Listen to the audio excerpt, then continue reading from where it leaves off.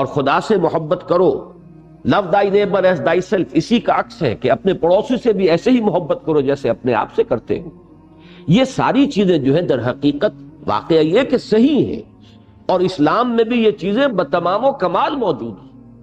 یہی وجہ ہے کہ اللہ تعالیٰ کا جو تعارف قرآن مجید کراتا ہے بالکل آغاز میں، الحمدللہ رب العالمین الرحمن الرحیم مالک یوم الدین. اگرچہ جزا و سزا کے دن کے مالک کا تصور لایا گیا تیسری آیت میں، لیکن وہ بھی بڑے نرم الفاظ میں، جزا و سزا کے دن کا مختار مطلق. باقی جو اس کی شان نمایاں کی گئی ہیں وہ تو وہ قابل تعریف ہستی ہے جس میں تمام محاسن اور کمالات موجود ہیں، اور وہ تمام جہانوں کی پروردگار ہے، پالنہار ہے، محافظ ہے، وہ رحمان ہے، رحیم ہے. اس کی رحمت ٹھاٹھے مارتے ہوئے سمندر کے مانند بھی ہے، اور ایک مستقل مزاجی کے ساتھ رواں دواں دریا کے مانند بھی ہے کہ جس میں تسلسل ہوتا ہے. اب یہ جو تعارف ہو رہا ہے اللہ تعالیٰ کا، ظاہر بات ہے کہ یہ کسی خوفناک اور ڈراؤنی ہستی کا تعارف نہیں ہے، بلکہ ایک ایسی ہستی کا تعارف ہے جو خود بھی محبت کرنے والی ہے، ودود ہے، شفیق ہے، رؤوف ہے، رحیم ہے. اور پھر یہ کہ وہ اس قابل ہے کہ اس سے محبت کی جائے، بلکہ سب سے زیادہ محبت اسی سے کی جائے. والذین آمنوا اشد حبا للہ. تو یہ جو ہے، اور محبت کو جس طریقے سے حضور نے پھر بیان کیا، لا یؤمن احدکم حتی یحب لاخیہ ما یحب لنفسہ. تم میں سے کوئی شخص مومن ہو ہی نہیں سکتا جب تک کہ وہ اپنے بھائی کے لیے بھی وہی شے پسند نہ کرے جو اپنے لیے پسند کرتا ہے. تو لو دائی نیبر ایز دائی سیلف.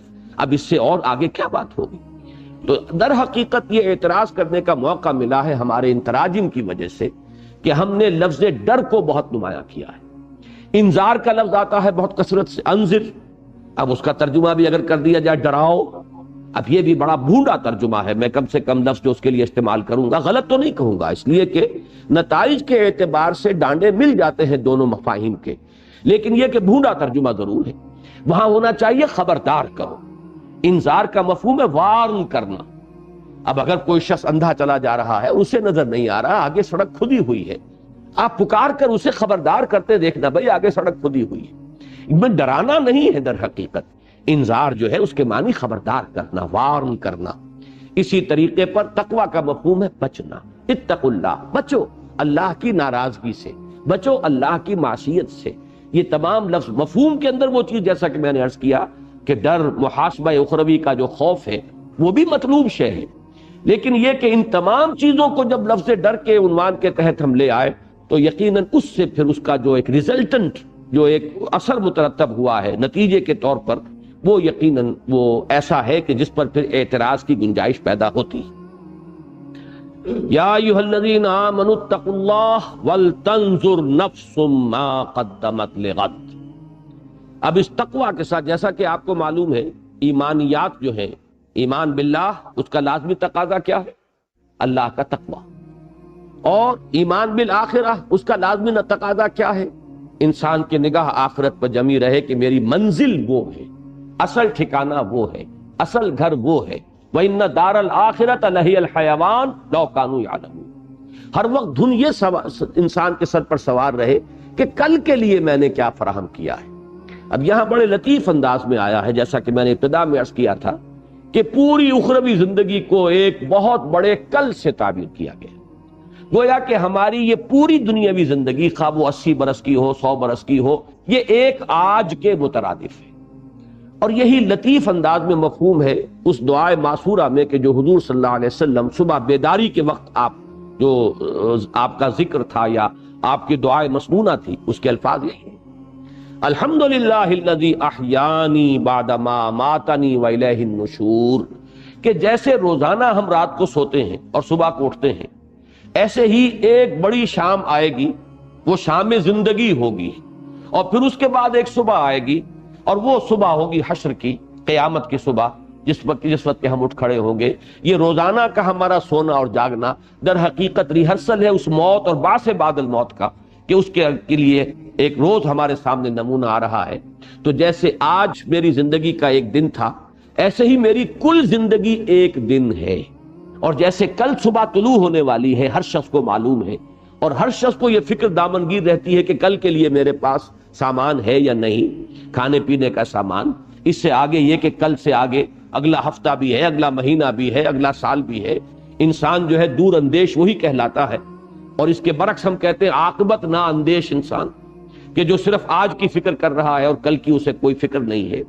تو اسی کو ذرا، جیسا کہ میں نے عرض کیا تھا کہ اس کو ذرا ضرب دے لیجئے کہ جو ایک سعادت مند بیٹے کا رویہ ہوتا ہے اپنے والدین کے بارے میں، اسی طریقے سے ضرب دیجئے اس کو ایک بہت بڑی مقدار سے، ویلیو سے، تو یہ ہے آخرت کی فکر کے جو دامنگیر ہو جانی چاہیے اس شخص کو جس کو فی الواقع آخرت پر ایمان ہے۔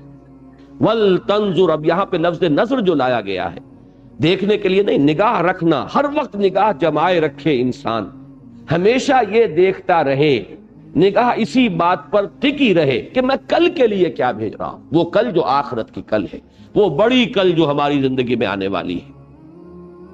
اسی طریقے سے آپ دیکھیں گے کہ قرآن مجید میں دنیا کے ساتھ لفظ عاجلہ لایا جاتا ہے، عاجلہ جلدی والی۔ عجلت پسند انسان جو ہے وہ عام محاورے میں بھی کوئی اچھا یعنی آدمی بردبار انسان نہیں سمجھا جاتا، ہر وقت جلدی سوار رہتی ہے۔ بردبار انسان وہ ہے جو سہج پکے سے میٹھا ہو، ہر معاملے کو سوچ سمجھ کر آگے بڑھاتا ہے، اس کے اندر ایک تدبر ہے، ایک حلم ہے۔ تو دنیا اور حب عاجلہ اور آخرہ اور عاقبہ، یہ لفظ آتے ہیں، والعاقبۃ للمتقین، آخرہ دنیا کے مقابلے میں ہے اور عاجلہ اور عاقبہ یہ ایک دوسرے کے مقابلے میں آئیں گے۔ تو یہ در حقیقت وہی کہ جو عام ہمارے محاورے میں بھی آتا ہے کہ وہی شخص دانا سمجھا جاتا ہے جسے کل کی بھی فکر ہو، مستقبل کا بھی خیال ہو، کچھ وہ مستقبل کے لیے پس انداز کر رہا ہو، کچھ آئندہ جو پیش آنے والے مراحل ہیں ان کی بھی اسے فکر آج ہو رہی ہو۔ تو اسی طریقے سے اسی کو ہزار سے اور کروڑ سے ضرب دے لیجئے تو محسوس ہوگا کہ یہ فکر دامنگیر رہنی چاہیے ہر انسان کو اگر اسے واقعتاً آخرت پر ایمان ہے۔ وَلْتَنْظُرْ نَفْسٌ مَا قَدَّمَتْ لِغَدٍ وَاتَّقُوا اللَّهَ، دوبارہ اللہ کا تقوی اختیار کرو، اللہ کی ناراضگی سے بچو، اللہ کی معصیت سے بچو، اللہ کی محرمات سے اجتناب کرو، اللہ کے احکام کو بجا لاؤ۔ ان اللہ خبیر بما تعملون، اور یہاں لفظ خبیر پر میں نے اس سے پہلے بھی کئی مرتبہ گفتگو کی ہے، سورہ حدید کی ابتدا میں بھی یہ اس طریقے سے آیا ہے اور سورہ تغابن میں بھی، کہ پہلے بصیر آتا ہے پھر خبیر آتا ہے۔ خبیر میں زیادہ گہرائی ہے، اس لیے کہ باخبر ہونا کسی شے سے، اور خبر کے مختلف ذرائع ہو سکتے ہیں، بصارت بھی، سماعت بھی، انسان سن کر بھی کسی چیز کو، کوئی معلومات کو حاصل کرتا ہے، دیکھ کر بھی حاصل کرتا ہے۔ مزید برآں یہ جان لیجئے کہ در حقیقت ہماری جو باطنی شخصیت ہے، اگر آپ اس کو پیش نظر رکھیں تو یہ تمام ہمارے جو ذرائع اور آلے ہیں، یہ تو وہ سینس ڈیٹا ہیں کہ جو فراہم کرتے ہیں ہمارے برین کو۔ اصل میں جو ڈیسائفر کی جاتی ہیں یہ ساری معلومات، اور ان سب کو جو یہ بڑا کمپیوٹر جو لگا ہوا ہے بہت چھوٹا سا ہے، بہت بڑا، یہ بقامت کہتر اور بقیمت بہتر والی بات اس کے اوپر صادق آئے گی کہ یہ بہت بڑا کمپیوٹر ہے جو ہمارے دماغ میں لگا ہوا ہے، یہ جو ہے اس کو اب انٹرپریٹ کرتا ہے، ڈیسائفر کرتا ہے، اور پھر جو نتیجہ نکالتا ہے وہ خبر ہے اصل میں، کہ جو ہماری اصل اندرونی شخصیت کو ان تمام چیزوں سے نتیجتاً جو بات ملی، جو خبر حاصل ہوئی وہ خبر ہے۔ تو خبر میں بصر یا سمع کی نسبت بہت گہرائی ہے۔ ان اللہ خبیر بما تعملون، جان لو کہ اللہ تعالی خوب باخبر ہے ان چیزوں سے جو تم کر رہے ہو۔ اس لیے کہ بصارت میں اگر آپ لفظ بصیر استعمال کریں گے تو وہ صرف کسی عمل کا ظاہر آئے گا۔ ایک شخص نماز پڑھ رہا ہے، اس کا ظاہر ہے میں نے دیکھا نماز پڑھ رہا ہے، لیکن یہ کہ اس کی نیت کیا ہے، ریاکاری ہے، لوگوں پر اپنے زہد اور تقوی اور دینداری کا روب گانٹنا ہے، یا واقعتاً اس کے دل میں اللہ کا خوف ہے، تقوی ہے، خشوع ہے، خضوع ہے، للہیت ہے، اللہ کی محبت ہے۔ اب یہ چیزیں جو ہے یہ اس بصارت سے متعلق نہیں ہوں گی، اس کا تعلق خبر سے۔ لہذا یہ تمام چیزیں جو ہے جمع ہو کر سب سے گہرائی جس لفظ میں آتی ہے وہ خبر ہے۔ سورہ تغابن میں بھی آپ دیکھیں گے کہ پہلے آئے گا اللہ کے لیے لفظ بصیر، پھر آخر میں جا کر آئے گا خبیر، اور یہی سورہ حدید کے اندر بھی تناسب جو ہے یہی آپ کو ترتیب یہی ملے گی۔ ان اللہ خبیر بما تعملون، اس میں ظاہر بات ہے کہ ایک انداز جو ہے تحدید کا ہے، اگرچہ اصولاً اس میں دونوں انداز موجود ہوتے ہیں۔ اہل ایمان کے لیے اس میں بشارت ہے، اللہ خوب جانتا ہے جو تم کر رہے ہو۔ اب اس سے زیادہ کسی بندہ مومن کے لیے ری ایشورنگ چیز اور کوئی نہیں، اس کے اطمینان، دل دہی کی بات کہ تم نے جو نیکی کا کام کیا، خواہ کسی انسان نے اسے دیکھا یا نہیں دیکھا، لوگوں کی نگاہوں میں آیا یا نہیں آیا، اللہ باخبر ہے، اللہ کے علم میں ہے۔ تمہاری کوئی قربانی، تمہارا کوئی ایثار، اللہ کے لیے کی گئی تمہاری کوئی محنت، کوئی لمحہ جو تم نے اس کے لیے صرف کیا ہے، وہ اللہ کے علم سے باہر نہیں ہے، اللہ جانتا ہے۔ اس میں جیسا کہ میں نے عرض کیا، بڑی دلجوئی ہے، بڑی تشفی ہے، بڑی حوصلہ افزائی ہے اہل ایمان کے لیے۔ لیکن اسی میں برعکس جو لوگ ہیں، جو اللہ کے باغی ہیں، جو اللہ کے نافرمان ہیں، ان کے لیے اسی میں دھمکی، اللہ خوب جانتا ہے جو تم کر رہے۔ تم لوگوں کی نگاہوں سے چھپ سکتے ہو، تم اپنے اوپر لبادے اوڑھ سکتے ہو، تم جھوٹی قسمیں کھا کر جو ہے ان کو اپنے لیے ڈھال بنا سکتے ہو۔ اتخذوا ایمانہم جنۃ فصدوا عن سبیل اللہ، انہوں نے اپنی قسموں کو ڈھال بنا لیا ہے اپنے لیے بازپرس سے بچنے کے لیے، لیکن اللہ باخبر ہے تمہاری اصل حقیقت سے۔ تو یہ دونوں چیزیں اس کے اندر مضمر ہوتی ہیں، لیکن یہاں جیسا کہ میں نے عرض کیا، چونکہ اس آیت مبارکہ میں جو سیاق کلام ہے اس کے اعتبار سے ثابت ہو رہا ہے کہ روح سخن منافقین کی طرف ہے، لہذا یہ تنبیہ اور تحدید کا کلمہ ہے۔ ان اللہ خبیر بما تعملون یا ایھا الذین آمنوا اتقوا اللہ ولتنظر نفس ما قدمت لغد واتقوا اللہ ان اللہ خبیر بما تعملون۔ جیسا کہ میں نے عرض کیا تھا کہ تیسری آیت جو ہے وہ بھی اپنے مفہوم کے اعتبار سے بھی بالکل واضح ہے۔ قرآن مجید کا یہ مضمون تو وہ ہے کہ اگرچہ میں اس کو دعوے کے ساتھ تو نہیں کہہ سکتا، لیکن گمان غالب میرا یہ ہے کہ کوئی صفحہ مصحف کا ایسا نہیں ہو سکتا جس میں یہ مضمون نہ آیا۔ آخرت کی کامیابی، جنت والوں کی کامیابی، دوزخ والے جو ہے ان کی ناکامی، ان کا خسران، ان کی تباہی اور بربادی۔ تو یہ تو قرآن مجید کا جو اہم ترین مضامین ہے، توحید اور معاد سب سے اہم مضامین، اور تیسرا اس میں ایڈ کیجئے رسالت اور نبوت، یہی اساسات ہیں اس دین کی۔ لہذا یہ کہ لا یستوی اصحاب النار واصحاب الجنہ اصحاب الجنت هم الفائزون، میں نے یہ چاہا کہ پہلے اس آیت کو، چونکہ اس کا ایک بڑا بالکل واضح اور براہ راست ایک ربط بنتا ہے پہلی آیت سے۔ ان سے کہا گیا یا ایھا الذین آمنوا اتقوا اللہ ولتنظر نفس ما قدمت لغد، یہ اس غد کی شرح ہے جو کی جا رہی ہے، وہ جو کل آنے والی ہے، جس کو سورہ تغابن میں کہا گیا ذالک یوم التغابن، اور پھر اس کی شرح کی گئی ومن یؤمن باللہ ویعمل صالحا یکفر عنہ سیئاتہ ویدخلہ جنات تجری من تحتہا الانہار خالدین فیہا ابدا ذالک الفوز العظیم والذین کفروا وکذبوا بآیاتنا اولئک اصحاب النار خالدین فیہا وبئس المصیر۔ اسی طریقے سے اس کی شرح یہاں ہو رہی ہے تیسری آیت میں، لا یستوی اصحاب النار واصحاب الجنہ اصحاب الجنت هم الفائزون، وہ جو کل آنے والی ہے اس کل کے بارے میں جان لو کہ یہ دو حصوں میں نوع انسانی کو تقسیم ہو جانا ہے، اور وہ برابر نہیں ہوں گے، وہ بہت ہی فرق و تفاوت ہوگا ان کے مابین، جو ان کا انجام جس سے کہ انہیں دوچار ہونا ہے اس کے فرق و تفاوت کا تم اندازہ نہیں کر سکتے، ہرگز برابر نہیں ہوں گے۔ جنت والے لا یستوی اصحاب النار واصحاب الجنہ، آگ والے اور جنت والے، جان لو قطعی طور پر، یقینی طور پر، حتمی طور پر کہ اصحاب الجنت هم الفائزون، فوز و فلاح اور کامیابی اور کامرانی وہ اصحاب الجنہ کا نصیب بننے والی ہے، وہی ہوں گے کامیاب۔ میں نے اصل میں ان دونوں آیتوں کو پہلے اس لیے ان کا ترجمہ کر دیا کہ اب جو درمیانی آیت ہے اس کے چونکہ دو مفہوم ہیں، ایک اس کا سرسری مفہوم ہے کہ جو ان دونوں آیتوں کو اگر سامنے رکھیں تو وہ بالکل سیاق و سباق کے اعتبار سے جیسے کہ نگینہ کہیں جڑا ہوا ہو کسی انگوٹھی کے درمیان میں، ایسے ہی ان دو آیتوں کے درمیان یہ نگینہ جڑا ہوا نظر آئے گا۔ اگرچہ اس کا جو وہ گہرا مفہوم ہے اس کے اعتبار سے بحث ہمیں تفصیلاً بعد میں کرنی ہے، لیکن یہاں اس نگینے کے اعتبار سے اسے پہچان لیجئے کہ اس آیت کا اکثر مفسرین نے جو مفہوم لیا ہے وہ یہی ہے جو اب میں بیان کر رہا ہوں، اور وہ کیا ہے؟ وَلَا تَكُونُوا كَالَّذِينَ نَسُوا اللَّهَ فَأَنسَاهُمْ أَنفُسَهُمْ، اور مت ہو جانا ان لوگوں کے مانند جنہوں نے اللہ کو بھلا دیا تو اللہ نے انہیں غافل کر دیا اپنے آپ سے۔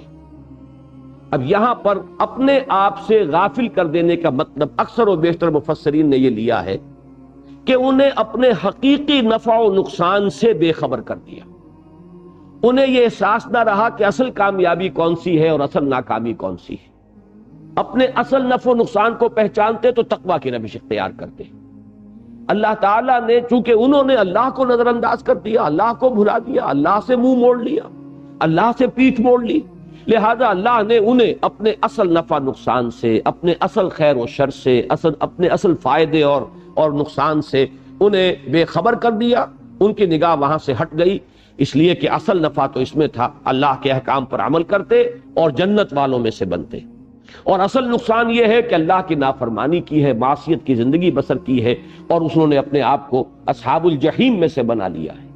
لہذا اس اصل اپنے نفع و نقصان سے بے خبر ہو جانا گویا کہ وہ مراد ہے فَأَنْسَاهُمْ أَنفُسَهُمْ، اللہ نے انہیں اپنے آپ سے غافل کر دیا، یعنی اپنے بھلے برے کی جو پہچان تھی، حقیقی بھلے اور برے کی پہچان، وہ ان سے سلب کر لی. اور اس میں امام راضی نے ایک مفہوم اور بھی لیا ہے کہ اس سے مراد ہے میدان حشر میں جو بڑے شدائد ہوں گے اور مصائب ہوں گے. وہ دن ایسا ہے جس کے بارے میں کہا گیا سورہ مزمل میں یوم یجعل الولدان شیبا، وہ دن کے جو بچوں کو بوڑھا کر دے گا، اس کا جو ہولناک انداز ہے، اس کے جو شدائد ہوں گے اس کے اعتبار سے، جیسے کہ سورہ حج کی پہلی آیت میں فرمایا یا ایھا الناس اتقوا ربکم ان زلزلۃ الساعۃ شیء عظیم یوم ترونها تذہل کل مرضعۃ عما ارضعت وتضع كل ذات حمل حملها وترى الناس سكارى وما هم بسكارى ولكن عذاب الله شدید. اے لوگو، اے انسانوں، اللہ کا تقوی اختیار کرو. وہ جو قیامت کی گھڑی آنے والی ہے، ساعہ، جبکہ زلزلہ آئے گا، وہ زلزلہ جو قیامت کا ہے وہ بہت شدید ہے، شیء عظیم. جس دن تم اسے دیکھو گے تو تمہیں اپنی ہوش نہ رہے گی. تذہل کل مرضعۃ عما ارضعت، ہر دودھ پلانے والی اپنے بچے کو بھول جائے گی، اور لوگوں حمل والیوں کے حمل گر جائیں گے. اس کی دہشت ناکی کا یہ عالم ہوگا. تو بعض حضرات نے اس مفہوم کو بھی اسی معنی میں لیا ہے کہ وہ میدان حشر ایسا ہوگا جسے ہم محاورے میں کہتے ہیں کہ لوگوں کو اپنے تن کا ہوش نہ رہے گا. یہ جو فَأَنْسَاهُمْ أَنفُسَهُمْ، لوگ اپنے تن سے غافل ہو جائیں گے، انہیں اپنے تن کا ہوش نہ رہے گا. یہ مراد ہے وَلَا تَكُونُوا كَالَّذِينَ نَسُوا اللَّهَ فَأَنْسَاهُمْ أَنفُسَهُمْ سے. اب ظاہر بات ہے کہ اولئک هم الفاسقون، اس آخری ٹکڑے کا ربط اس کے ساتھ جڑ جاتا ہے کہ جن لوگوں کو اپنے حقیقی نفع و نقصان کا اور اپنے اصل فائدے اور نقصان کا احساس نہ رہے، ظاہر بات ہے کہ کھل کھیلیں گے، پھر یہاں پر رنگ رلیاں کریں گے، عیاشیاں کریں گے. فسق و فجور جو ہے وہ اس کا منطقی نتیجہ ہے. یہ مفہوم تو میں نے عرض کر دیا، یہ وہ مفہوم ہے کہ جو اکثر مفسرین نے لیا ہے. لیکن جیسا کہ میں نے عرض کیا، اس آیہ مبارکہ کا ایک اور مفہوم ہے جو گہرائی میں ذرا اتر کر سامنے آتا ہے. اور اس دور میں جس حکمت دین کی ضرورت ہے، جس کو علامہ اقبال نے reconstruction of religious thought in Islam, Islam میں فکر الہیات کی اور اسلامی فکر کی ایک تشکیل جدید جو اس دور میں انسان کی ضرورت ہے، اس کے اعتبار سے اس آیہ مبارکہ کا بڑا اہم مقام ہے. اور اس کے لیے ذرا ہمیں اس پر گہرائی میں اتر کر غور کرنا ہوگا. اس لیے کہ یہاں اب الفاظ پر اس سیاق و سباق سے بھی ذرا نگاہ ہٹا لیجئے، اور جو مفہوم میں نے بیان کیا ہے ذرا اس کو بھی تھوڑی دیر کے لیے ذہن سے نکال دیجئے. وَلَا تَكُونُوا كَالَّذِينَ، اب الفاظ پر توجہ کیجئے، پوری اسی آیہ مبارکہ کے الفاظ پر. وَلَا تَكُونُوا كَالَّذِينَ نَسُوا اللَّهَ فَأَنْسَاهُمْ أَنفُسَهُمْ، نہ ہو جانا ان لوگوں کے مانند جنہوں نے بھلا دیا اللہ کو، تو اللہ نے بھلا دیا انہیں اپنا آپ. اب یہاں پر لفظ انفسہم جو ہے یہ اصل میں کانٹے کا لفظ ہے، اہم ترین لفظ ہے. یہ بنیادی لفظ ہے کہ اس پر توجہ کریں گے تو پھر اس کی گہرائیوں میں انسان جو ہے وہ جھانک سکے گا. نفس کسے کہتے ہیں؟ میں آج جائزہ لے رہا تھا، 301 مرتبہ یہ لفظ قرآن مجید میں آیا ہے، اور اتنے مختلف اس کے مفاہیم ہیں، اتنے مختلف معنی میں استعمال ہوا ہے، جن میں سے 4 تو میں یہیں آپ کو اس وقت گنواؤں گا.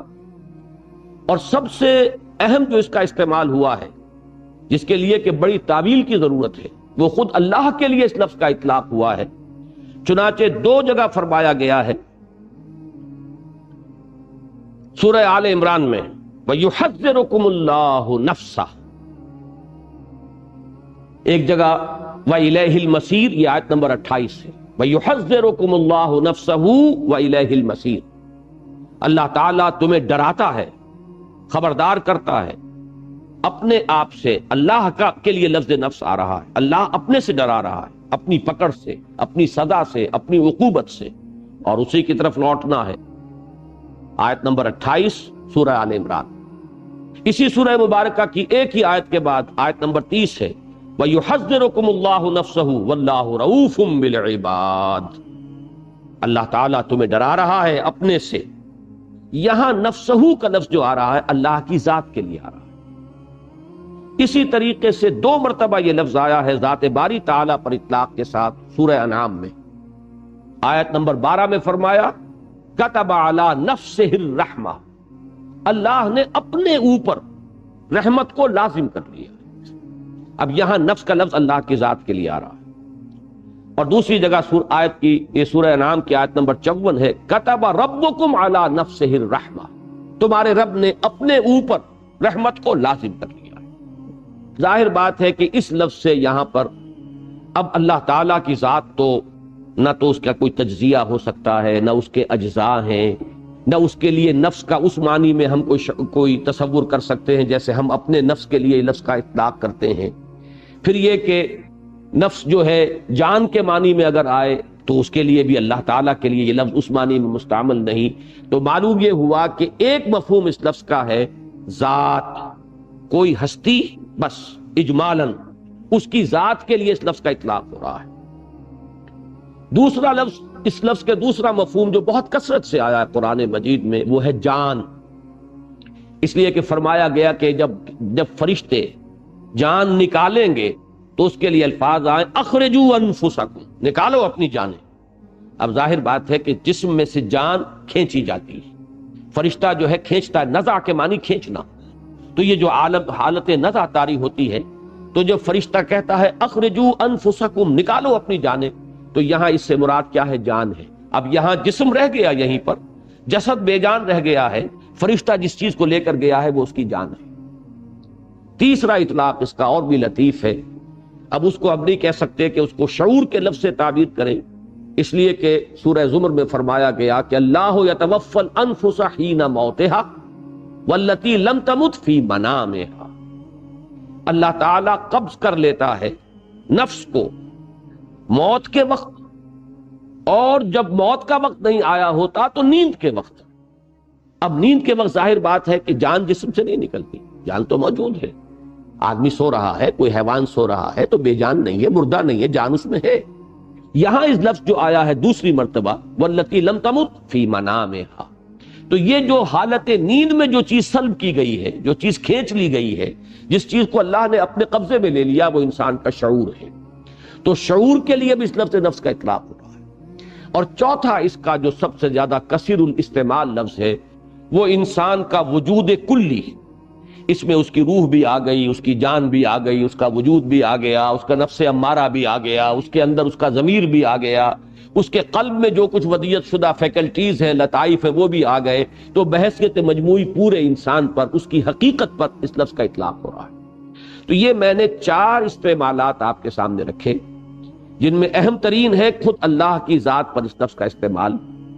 ان چاروں کو ذہن میں جب رکھیے گا تو نفس کا مفہوم آئے گا۔ ایک اور لفظ بھی اس کے بارے میں نوٹ کر لیں کہ نفس کے ساتھ ہی ایک لفظ نفس آتا ہے، فے کے زبر کے ساتھ، اور یہ عجیب بات ہے، جیسے روح اور ریح حروف اصلی ایک ہی ہے، ریح ہوا اور روح، اس روح کے بارے میں تو بڑی طویل بحثیں جو ہے ہم مختلف اوقات میں کرتے رہے ہیں، اور مسجد میں جمعے کے خطابات میں ان دنوں یہی مضمون جو ہے 3-4 جمعوں سے زیر بحث چلا آ رہا ہے۔ روح اور ریح میں جو تعلق ہے وہی نفس اور نفس میں ہے۔ نفس اس سانس کو کہتے ہیں جو آتا ہے اور جاتا ہے، ہوا اندر داخل ہوتی ہے پھیپھڑوں میں اور پھر باہر نکلتی ہے، نفس ہے۔ نفس کی جمع انفاس آتا ہے، جو صوفیہ کے ہاں پاس انفاس کا لفظ استعمال ہوتا ہے، کہ ہر سانس کے ساتھ اللہ کا ذکر جو ہے انسان اس کی عادت ڈالے کہ کوئی سانس بھی غفلت میں نہ نکلے۔ جیسے کہ وہ شیخ سعدی نے بڑا خوبصورت انداز اختیار کیا ہے کہ ہر سانس جب انسان کے اندر جاتا ہے موجب تقویت ہوتا ہے، جب باہر نکلتا ہے تو صفائی کا ذریعہ بنتا ہے. پس بر ہر نفس 2 شکر واجب است. پس ثابت ہوا کہ ہر سانس پر 2 مرتبہ شکر کرنا واجب ہے کہ ایک مرتبہ سانس اندر گیا، آکسیجن اندر گئی اور وہ آپ کے لیے انرجی کا ذریعہ بنی، آپ کی قوت کا ذریعہ بنی، اور دوسری مرتبہ وہ کاربن ڈائی آکسائڈ اور کچھ چیزیں لے کر باہر آ گئی تو وہ تنقیہ اور جسم کی صفائی کا ذریعہ بنی. پس بر ہر نفس 2 شکر واجب است. تو نفس اور نفس اور روح اور ریح حروف اصلی ایک ہی ہے، جو تعلق ان میں ہے وہی ان کے مابین بھی موجود ہے. اب یہ نفس جو ہے اس تمام استعمالات کو سامنے رکھیے تو اس سے مراد جو نکلے گی وہ یہ ہے انسان کی اصل حقیقت. اللہ تعالیٰ اسے اپنی اصل حقیقت سے، اپنی اصل ذات سے غافل کر دیتا ہے. اس کے سامنے اپنا جسم تو ہے، اس کے تقاضے تو ہیں، اسے احساس ہے کہ پیٹ کھانے کو مانگ رہا ہے، بھوک لگی ہوئی ہے، ہنگر پینز ہو رہے ہیں، اسے احساس ہے کہ سردی ہے، مجھے کوئی گرم کپڑا جو ہے استعمال کرنا چاہیے، اوڑھ لینا چاہیے، اسے اپنے جسم کے تقاضوں کا پورا پورا احساس ہے. لیکن جو اس کی اصل حقیقت ہے، جو اصل انسان اس میں مضمر ہے، جو اس کا حقیقی وجود ہے، جس کی بنا پر وہ اشرف المخلوقات ہے، جس کی بنا پر اس کا یہ مقام ہے جملہ مخلوقات کے اندر جو اللہ نے اسے عطا فرمایا، وَلَقَدْ كَرَّمْنَا بَنِي آدَمَ وَحَمَلْنَاهُمْ فِي الْبَرِّ وَالْبَحْرِ وَرَزَقْنَاهُمْ مِنَ الطَّيِّبَاتِ وَفَضَّلْنَاهُمْ عَلَى كَثِيرٍ مِّمَّنْ خَلَقْنَا تَفْضِيلًا. اس سے وہ غافل ہو جاتا ہے. یہ ہے در حقیقت وہ شے کہ اس آیت کو اب رکھیے ایک مقولہ، یا بعض ہمارے ہاں صوفیہ تو اس کو حدیث کی حیثیت سے پیش کرتے ہیں، محدثین اسے حدیث تو کی حیثیت سے تو قبول نہیں کرتے، لیکن ہمارے ہاں بہت سے حضرات جو ہے اسے ایک حکیمانہ قول، کسی کے حکیمانہ مقولے کی حیثیت سے تسلیم کرتے ہیں. اور وہ در حقیقت اس آیہ مبارکہ کا کانورس ہے. من عرف نفسہ فقد عرف ربہ. بالکل یہ کہ جس نے اللہ کو بلایا وہ اپنے آپ سے غافل ہو گیا، اپنی حقیقت سے بے خبر ہو گیا. جس نے اپنی حقیقت کو پہچان لیا اس نے اللہ کو پہچان لیا. مجھے 2 اشعار یاد آ رہے ہیں، پتہ نہیں پورے ذہن میں ہوں گے یا نہیں، مفہوم ہے ذہن میں. کراجوئی چرا در پیچ و تابی کہ او پیداست تو زیر نقابی، تلاش او کنی جز خود نہ بینی، تلاش خود کنی جز او نہ یابی.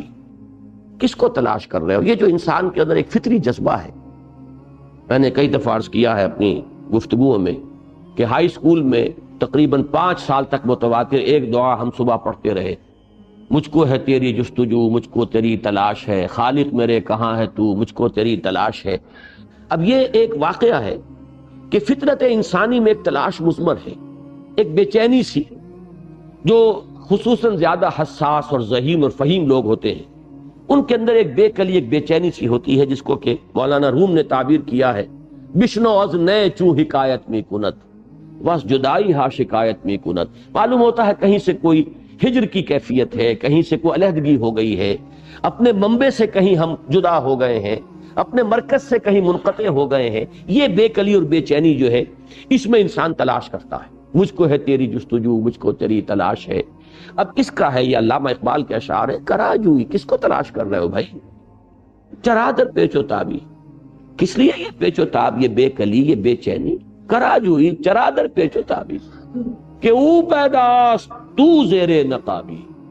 وہ اللہ جس کو تم تلاش کر رہے وہ تو حویدہ ہے، عیاں ہے، اظہر من الشمس ہے، معمور ہو رہا ہے عالم میں نور تیرا، از ماہتاب ماہی سب ہے ظہور تیرا، تو زیر نقاب آ گیا ہے. اب یہ جمعے کی تقاریر میں یہ بیان کر چکا ہوں ان دنوں میں، کشف المحجوب، محجوب تو ہم ہیں، غلاف تو ہمارے دلوں پر چڑھ گئے ہیں، زنگ تو ہمارے آئینہ قلب پر آ جاتا ہے، رخ تو ہم نے موڑا ہوا ہے اللہ کی طرف سے، ہم اس کی طرف روح نہیں کر رہے، اپنا رخ نہیں کر رہے. ہم تو مائل بکرم ہے، کوئی سائل ہی نہیں، راہ دکھلائیں کسے رہنم منزل ہی نہیں. تو یہ جو ہے ہم ہیں اصل میں جو محجوب ہیں. اسی محجوب کے لفظ کو علامہ یہاں لائے ہیں زیر نقاب. زیر نقاب تم ہو کہ او پیداست، وہ تو ذرے ذرے سے حویدہ ہے، ان فی خلق السماوات والارض واختلاف اللیل والنہار والفلک التی تجری فی البحر بما ينفع الناس وما انزل اللہ من السماء من ماء فاحیا به الارض بعد موتها وبث فيها من كل دابة وتصريف الرياح والسحاب المسخر بين السماء والارض لآیات لقوم یعقلون. ایک ایک ذرے میں اس کی نشانی موجود ہے. کرا جوئی چرا در پیچ و تابی کہ او پیداست تو زیر نقابی تلاش او کنی خود جز خود نبینی. جب تم اسے تلاش کرو گے تو اپنا آپ اپنے اندر کی جو حقیقت ہے وہ تم پر آشکار ہو جائے. تلاش خود کنی جز او نہ یابی. اپنی حقیقت کو تلاش کرو گے تو اللہ کو پالو. اب یہ بالکل وہی مفہوم ہے کہ من عرف نفسہ فقد عرف ربہ. اور یہ آیہ مبارکہ وَلَا تَكُونُوا كَالَّذِينَ نَسُوا اللَّهَ فَأَنسَاهُمْ أَنفُسَهُمْ أُولَٰئِكَ هُمُ الْفَاسِقُونَ. میں نے پہلے بھی عرض کیا ہے اور اس وقت پھر نوٹ کر لیجئے توجہ کے ساتھ. علامہ اقبال جنہیں میں اس دور میں فکر اسلامی کے اعتبار سے مجدد سمجھتا ہوں. اب اس لفظ کو میرے غور سے سنیے گا. ایک ہے جامع شخصیت جس میں علم بھی ہو، عمل بھی ہو، پھر علم کے ساتھ فہم بھی ہو، تقوی بھی ہو، تدین بھی ہو، مجاہدانہ کردار بھی ہو. ہمارے پہلے مجددین اس شان کے ہوتے تھے کہ ان میں یہ تمام چیزیں بیک وقت نظر آتی تھی. ابن تیمیہ ہیں، علم کے آسمان پر ہیں، تقوی اور تدین کی معراج پر ہیں، مجاہدہ بھی ہے، شمشیر بکف بھی ہیں، شاہ سید احمد بریلوی اور شاہ اسماعیل شہید ہیں. یہ مجددین کی شان ہے. لیکن یہ کہ بہرحال ہر دور میں وہ جزوی قسم کی شخصیتیں بھی پیدا ہوئی. تو میں آج کے دور میں اس کو اچھی طرح آپ کو بتا دینا چاہتا ہوں. یہ دور جو قحط الرجال کا دور ہے، ہمیں اس میں اپنے نقطۂ نظر کو بہت ہی پریگمیٹک اور پریکٹیکل بنا لینا چاہیے. آج کے دور میں کسی ایک پہلو سے بھی کسی کی کنٹریبیوشن نظر آ رہی ہو تو اس کا پورا اعتراف ہونا چاہیے. اس کے دوسری پہلوؤں کی جو کمیاں ہیں ان سے نگاہوں کو بند کیجئے، غض بصر کیجئے، اور اس کی جو عظمت کسی خاص پہلو سے نظر آ رہی ہے اس کا اعتراف کیجئے. میں اللہ کا شکر ادا کرتا ہوں کہ میرا مزاج اس نے خود اسی رنگ کا بنایا ہے. یہی وجہ ہے کہ مولانا مدنی رحمت اللہ علیہ کی جو بھی سیاسی پالیسی تھی اس سے مجھے شدید اختلاف. اس کے باوجود ان کی عظمت، ان کی محبت، ان کی عقیدت، ان کے مجاہدانہ کردار کا بڑا گہرا نقش میرے قلب پر. مقابلتاً علامہ اقبال کو میں کوئی ولی نہیں سمجھتا. وہ متقی اور متدین آدمی نہیں تھے. علم دین میں بھی ان کا وہ مقام نہیں تھا. فکر دین میں، علم اور فکر کے درمیان فرق ہے. اس دور کا جو فکر ہے، جو اس دور میں ضروری ہے، وہ در حقیقت اس کے اعتبار سے میں انہیں مجدد کا مقام جو ہے وہ میں سمجھتا ہوں. اور واقعہ یہ ہے کہ یہ میں اپنے پورے گہرے شعور کے ساتھ کہہ رہا ہوں، اس میں کسی مبالغے کا دخل نہیں. ان کا جو فکر ہے آپ کو معلوم ہے. فکر کس اعتبار سے، ویسے ان کی ایک سیاسی پالیسی بھی تھی، ان کا ایک ملی نقطہ نظر بھی تھا، ان کے اور مختلف پہلو ہیں. لیکن اصل میں فکر اسلامی میں ان کا جو مقام ہے، ایک تجدیدی جو ان کا درجہ اور مقام حاصل ہے، اس کا عنوان ہے ان کا فلسفہ خودی. یہ ہے گویا کہ لب لباب اور حاصل کلام. ان کو اگر فکر میں کوئی مقام حاصل ہے تو اس فلسفے کے حوالے سے حاصل. اس اعتبار سے جان لیجئے یہ واقعہ اللہ کا شکر ہے کہ سید نذیر نیازی مرحوم نے اس کو لکھ دیا اور یہ واقعہ لوگوں کے علم میں آ گیا. اکثر و بیشتر اقبالی حضرات بھی اس سے ناواقف ہیں، اس لیے کہ غالباً میرا اس وقت پورا حافظے پر میں اعتماد نہیں کر رہا. یہ واقعہ بیان کیا تھا سید نذیر نیازی صاحب نے ہمارے ہی قرآن کانفرنس میں، جو انہوں نے قرآن مجید کے حقوق پر ایک تقریر کی تھی علامہ اقبال کے نقطہ نگاہ سے، کہ جو میرا کتابچہ ہے مسلمانوں پر قرآن مجید کے حقوق. تو انہوں نے بات ہی یہاں سے شروع کی تھی کہ یہی 5 باتیں ہیں جن پر علامہ اقبال نے زور دیا، اور پھر ان 5 حقوق کے لیے علامہ کی کچھ باتیں جو ہیں انہوں نے سلسلے وار بیان کی.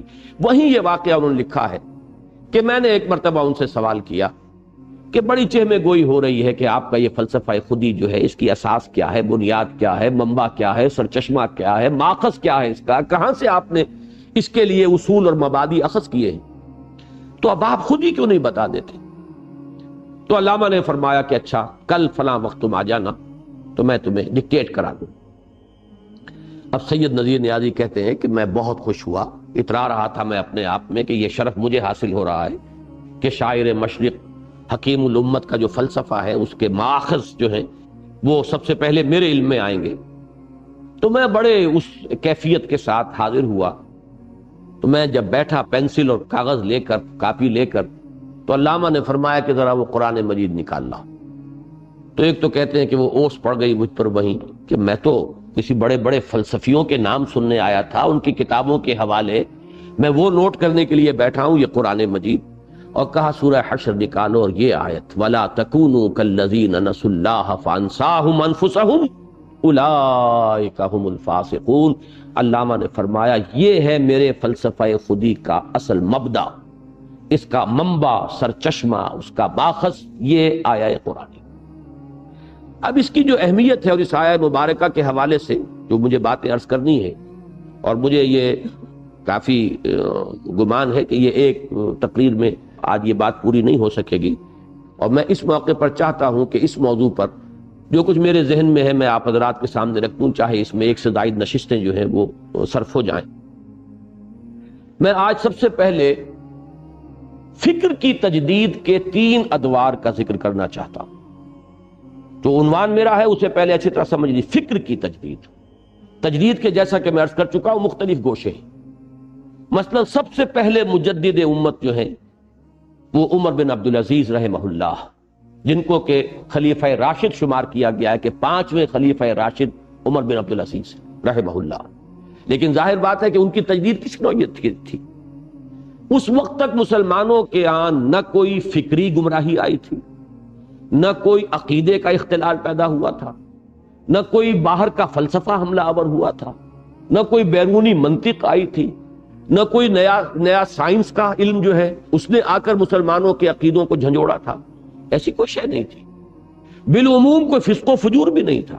وہ دور تو یوں سمجھیے کہ دور خلافت راشدہ کے بعد تو ابھی بہترین دور وہی ہے, اور جب تک دور بنو امیہ رہا ہے جو اصل عربی اسلام تھا اس کی بہت سی جو خصوصیات ہیں وہ برقرار رہی ہیں. یہ تو بعد میں دور بنو عباس میں ہوا ہے, چونکہ ان کے پیچھے اصل قوت جو ہے اجمیوں کی تھی, لہذا اجمی اثرات جو ہے دور بنی عباس کے فوراً بعد شروع ہو گئے ہیں آغاز کے ساتھ ہی. لیکن دور بنو امیہ کی حد تک اصل عربی اسلام جو ہے اس کی خصوصیات برقرار تھی. تو صرف 2 چیزوں میں خرابی پیدا ہوئی تھی. ایک یہ کہ سربراہی جو ہے مسلمان حکومت کی سربراہی, بجائے اس کے کہ مسلمان اپنے مشورے سے اپنے میں سب سے اتقا اور سب سے اہل آدمی کو, سب سے متقی آدمی کو منتخب کریں, انہوں نے اس کو ایک قبائلی شے بنا کر, خاندانی چیز بنا کر, یہ ایک تو انحراف یہ ہوا تھا. اس بڑی اونچائی سے اونچا مقام جو تھا اسلامی ریاست کا ایک قدم نیچے آ گیا تھا معاملہ. اور دوسرے یہ کہ مسلمانوں کا بیت المال, اس کے بارے میں اب یہ تصور ختم ہو گیا تھا کہ اس کا ایک ایک پیسہ جو ہے وہ امانت ہے, خلیفہ کی کوئی ذاتی جاگیر نہیں ہے, اس کا کوئی ذاتی خزانہ نہیں ہے کہ اس کو جس طرح چاہے وہ استعمال کرے. یہ 2 چیزیں تھیں کہ جو اس وقت تک دارالاسلام میں جو خرابیاں پیدا ہوئیں, ان دونوں کی انہوں نے کامل اصلاح کر. چنانچہ اگرچہ انہیں خلافت ملی تھی وصیت کے ذریعے سے, لیکن انہوں نے فوراً بری کر دیا کہ میں اپنی اس خلافت سے اے مسلمانوں تمہیں بری کرتا ہوں, اب اگر تمہاری مرضی ہو تو میں یہ بوجھ اٹھانے کو تیار ہوں, ورنہ محض اس وصیت, سابق خلیفہ کی وصیت کی بنیاد پر میں یہ ذمہ داری اٹھانے کو تیار نہیں. اور جب سب کی طرف یہ گویا کہ ایک طرح کا ریفرینڈم ہوا, پلیبسائٹ ہوا کہ مسلمانوں نے تسلیم کیا کہ ہم آپ ہی کو مانتے ہیں, تب انہوں نے خلافت کا وہ بار گراں اٹھایا. اور جس تقوی اور تدین کے ساتھ اور جس احتیاط کے ساتھ, وہ چراغ کا واقعہ تو آپ نے سنا ہوگا کہ رات کے وقت سرکاری کام کر رہے تھے اور بیت المال کے تیل سے وہ دیا جل رہا تھا, کوئی رشتہ دار آ گیا, اس نے کوئی ذاتی بات کرنی چاہی تو فوراً پھونک مار کر دیا بجھا دیا کہ یہ وقت جو ہے جو تم میرے ذاتی کام میں لگا رہے ہو, اس میں میں اس چراغ کی روشنی جو ہے استعمال نہیں کر سکتا جس میں جو روغن جل رہا ہے وہ بیت المال. تو اس انتہا تک, اور تمام جاگیریں جتنی بھی تھیں, تمام قینچی ہاتھ میں لے کر جتنے بھی وہ وثیقے تھے اور جتنی دستاویزات تھیں سب کو ختم کر دیا. تو یہ تھی تجدید. اب ظاہر بات ہے کوئی علمی فکری بات اس میں نہیں تھی. عملی اعتبار سے نظام سیاسی میں جو ایک خرابی پیدا ہو گئی تھی, الحمدللہ کہ انہوں نے پھر وہ خلافت راشدہ کا نمونہ جو ہے اس پر استوار کر دیا. اسی طریقے سے امام ابو حنیفہ رحمہ اللہ اور ہمارے دوسرے ائمہ محدثین یا ائمہ فقہا جو ہیں, ان کا بہت بڑا کارنامہ یہ ہے کہ انہوں نے ان علوم کو مدون کیا. لیکن فکر کی تجدید جو ہے, میں اس وقت اصل میں اس تک اپنی بات کو محدود رکھ رہا ہوں اس کے 3 دور ہیں جنہیں آئیڈینٹیفائی کرنا چاہیے۔ پہلا دور تھا کہ جو آج سے تقریباً 1000 سال قبل آیا ہے۔ یہ دور تھا جس میں کہ یونان کی منطق اور یونان کا فلسفہ عالم اسلام پر حملہ آور ہوا۔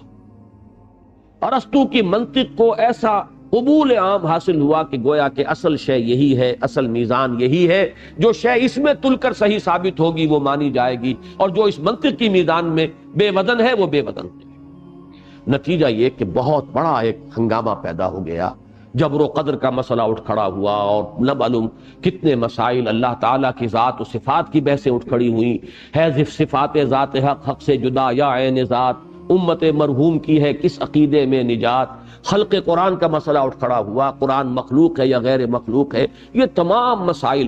اور یہ وہ مسائل آج ہم ان کو سنتے ہیں، مسکراتے ہیں دل کے اندر، لیکن یہ کہ اس وقت ان کا اتنا اثر ہو گیا تھا پورے عالم اسلام پر کہ لوگوں کے عقیدے جو ہے وہ مزمحل ہو رہے تھے۔ انسان مجبور محض ہے یا وہ اپنے اعمال پر پوری قدرت رکھتا ہے؟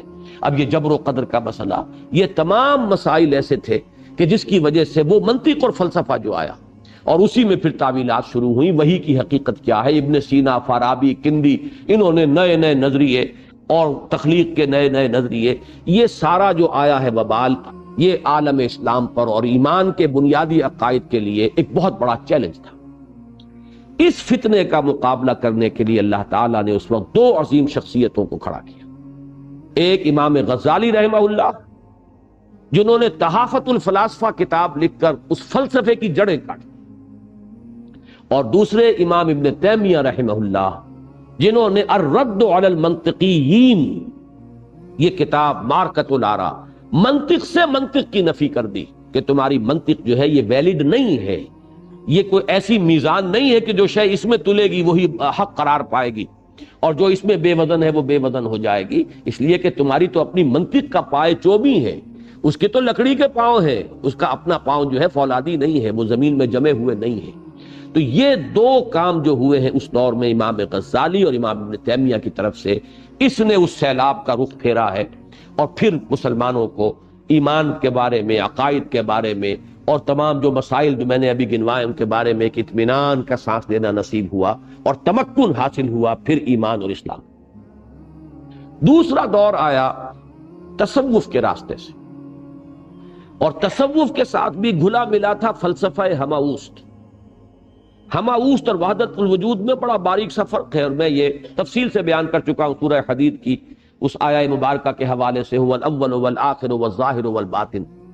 ہوا یہ کہ بات تو تھی وحدت الوجود کی، لیکن ایک تو یہ کہ بعض صوفیاء خود اس کے اندر دوسری انتہا کو نکل گئے اور وہ ہماؤست تک جا پہنچے، اور دوسرے یہ کہ جب یہ عوام کے اندر یہ بات آئی تو وحدت الوجود کی باریکیاں تو سمجھ میں لوگوں کے نہیں آئیں، وہ ہماؤست ہی رہ گیا۔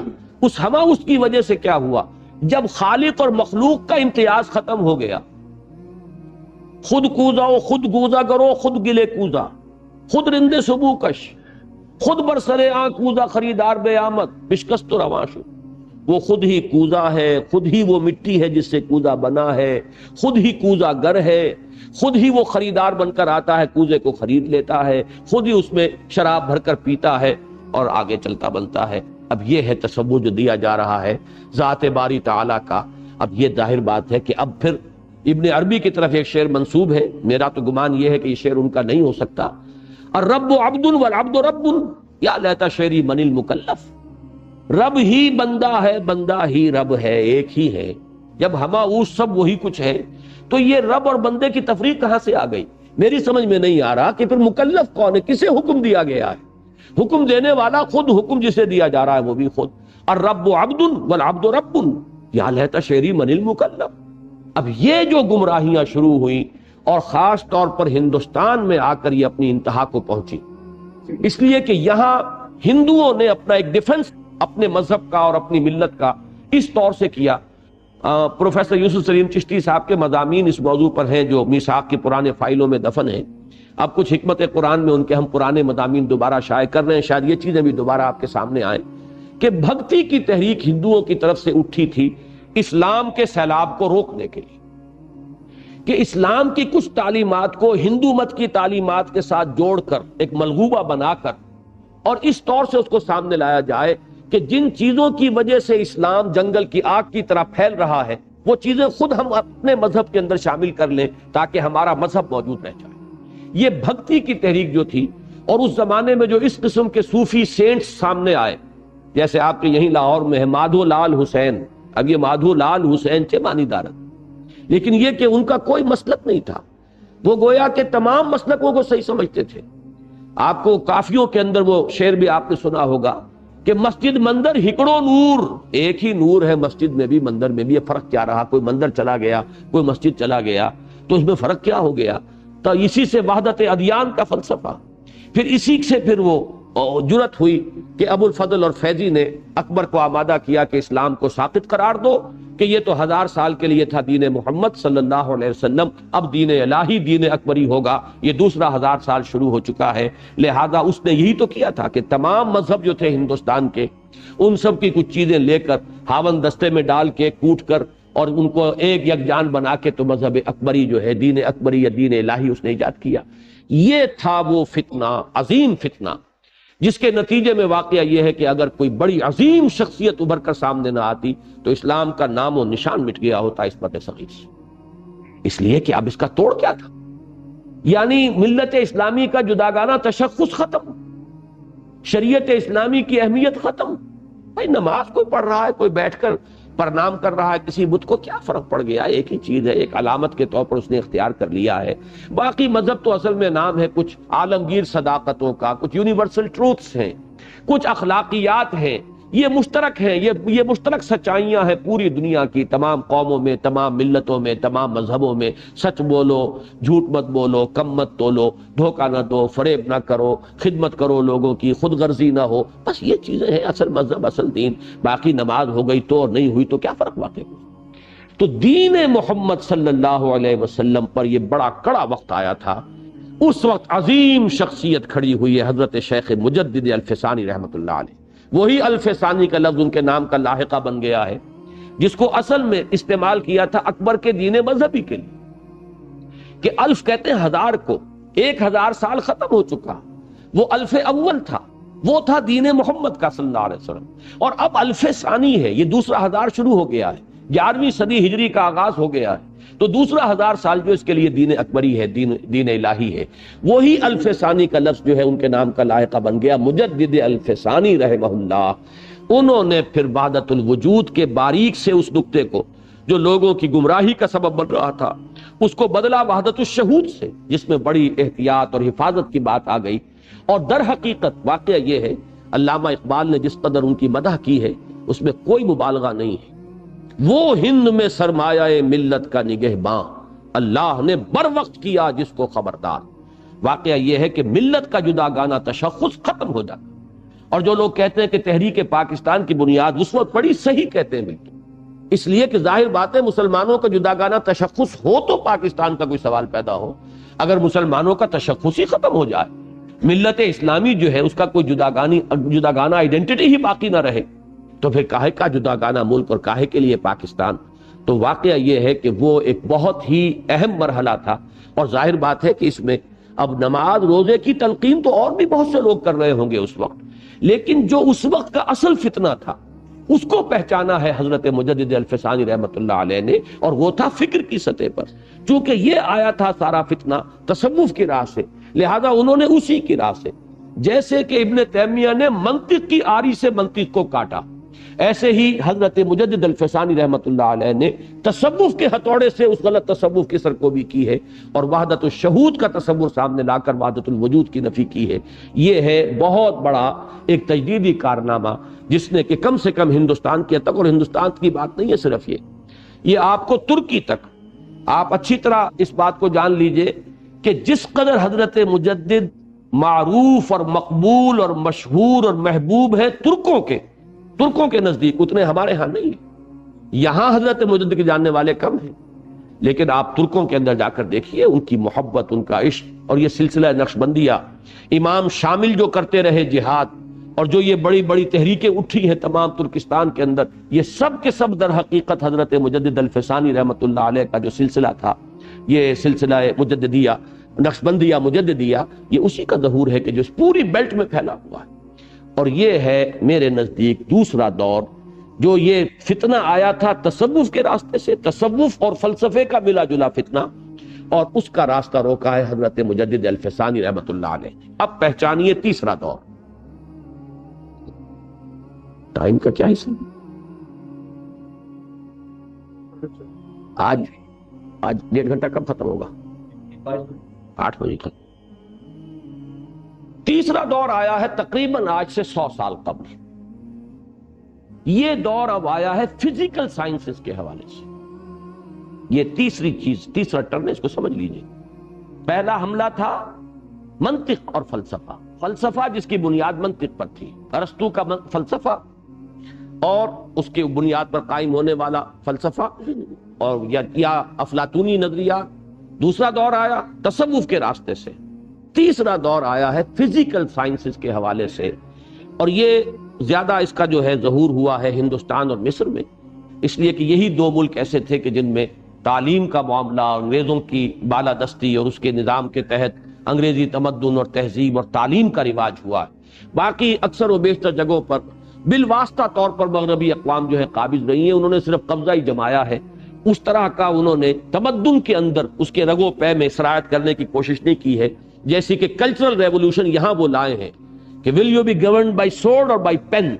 جب یہ قلم کی حکومت کا دور شروع ہوا ہے، اس کے بعد سے یہ فتنہ یہاں پیدا ہوا۔ اب اس فتنے کے 2 حصے تھے۔ انگریز آیا ایک غالب قوت کی حیثیت سے، اور غالب قوت جو ہے اس کا ایک روب پہلے ہی محکومت کے اوپر تو خود بخود پیدا ہو جاتا۔ ان کے ساتھ تہذیب آئی، ایک نیا تمدن آیا، لہذا لوگوں نے اس کی نقالی بھی شروع کی۔ لیکن ان سب سے زیادہ خطرناک معاملہ یہ تھا کہ جو سائنس آئی، جو نئی نئی ابھی ابھری تھی، نیوٹن کی فزکس، اور پھر اس کے بعد جو ڈارون کا فلسفہ ارتقاء، یہ 2 وہ خوفناک چیزیں ہیں کہ جنہوں نے اسلام کی اعتقادی بنیادوں پر حملہ کیا۔ نیوٹن کی فزکس کا معاملہ جو تھا، اس کی بنیاد کیا تھی کہ اصل شے مادہ ہے، اس کائنات کی بنیاد مادی ہے، میٹیریلزم۔ اس میٹیریلسٹک ویو جو ہے یونیورس کا، اس کے اعتبار سے اب ساری نفی ہو گئی ذات باری تعالیٰ کی بھی، بس مادہ ہی مادہ ہے، مادے کے اوصاف ہیں، مادے کی پراپرٹیز ہیں، کیمیکل فزیکل ریئیکشنز ہیں، انہی کے ذریعے سے یہ آپ سے آپ معاملہ چل رہا ہے۔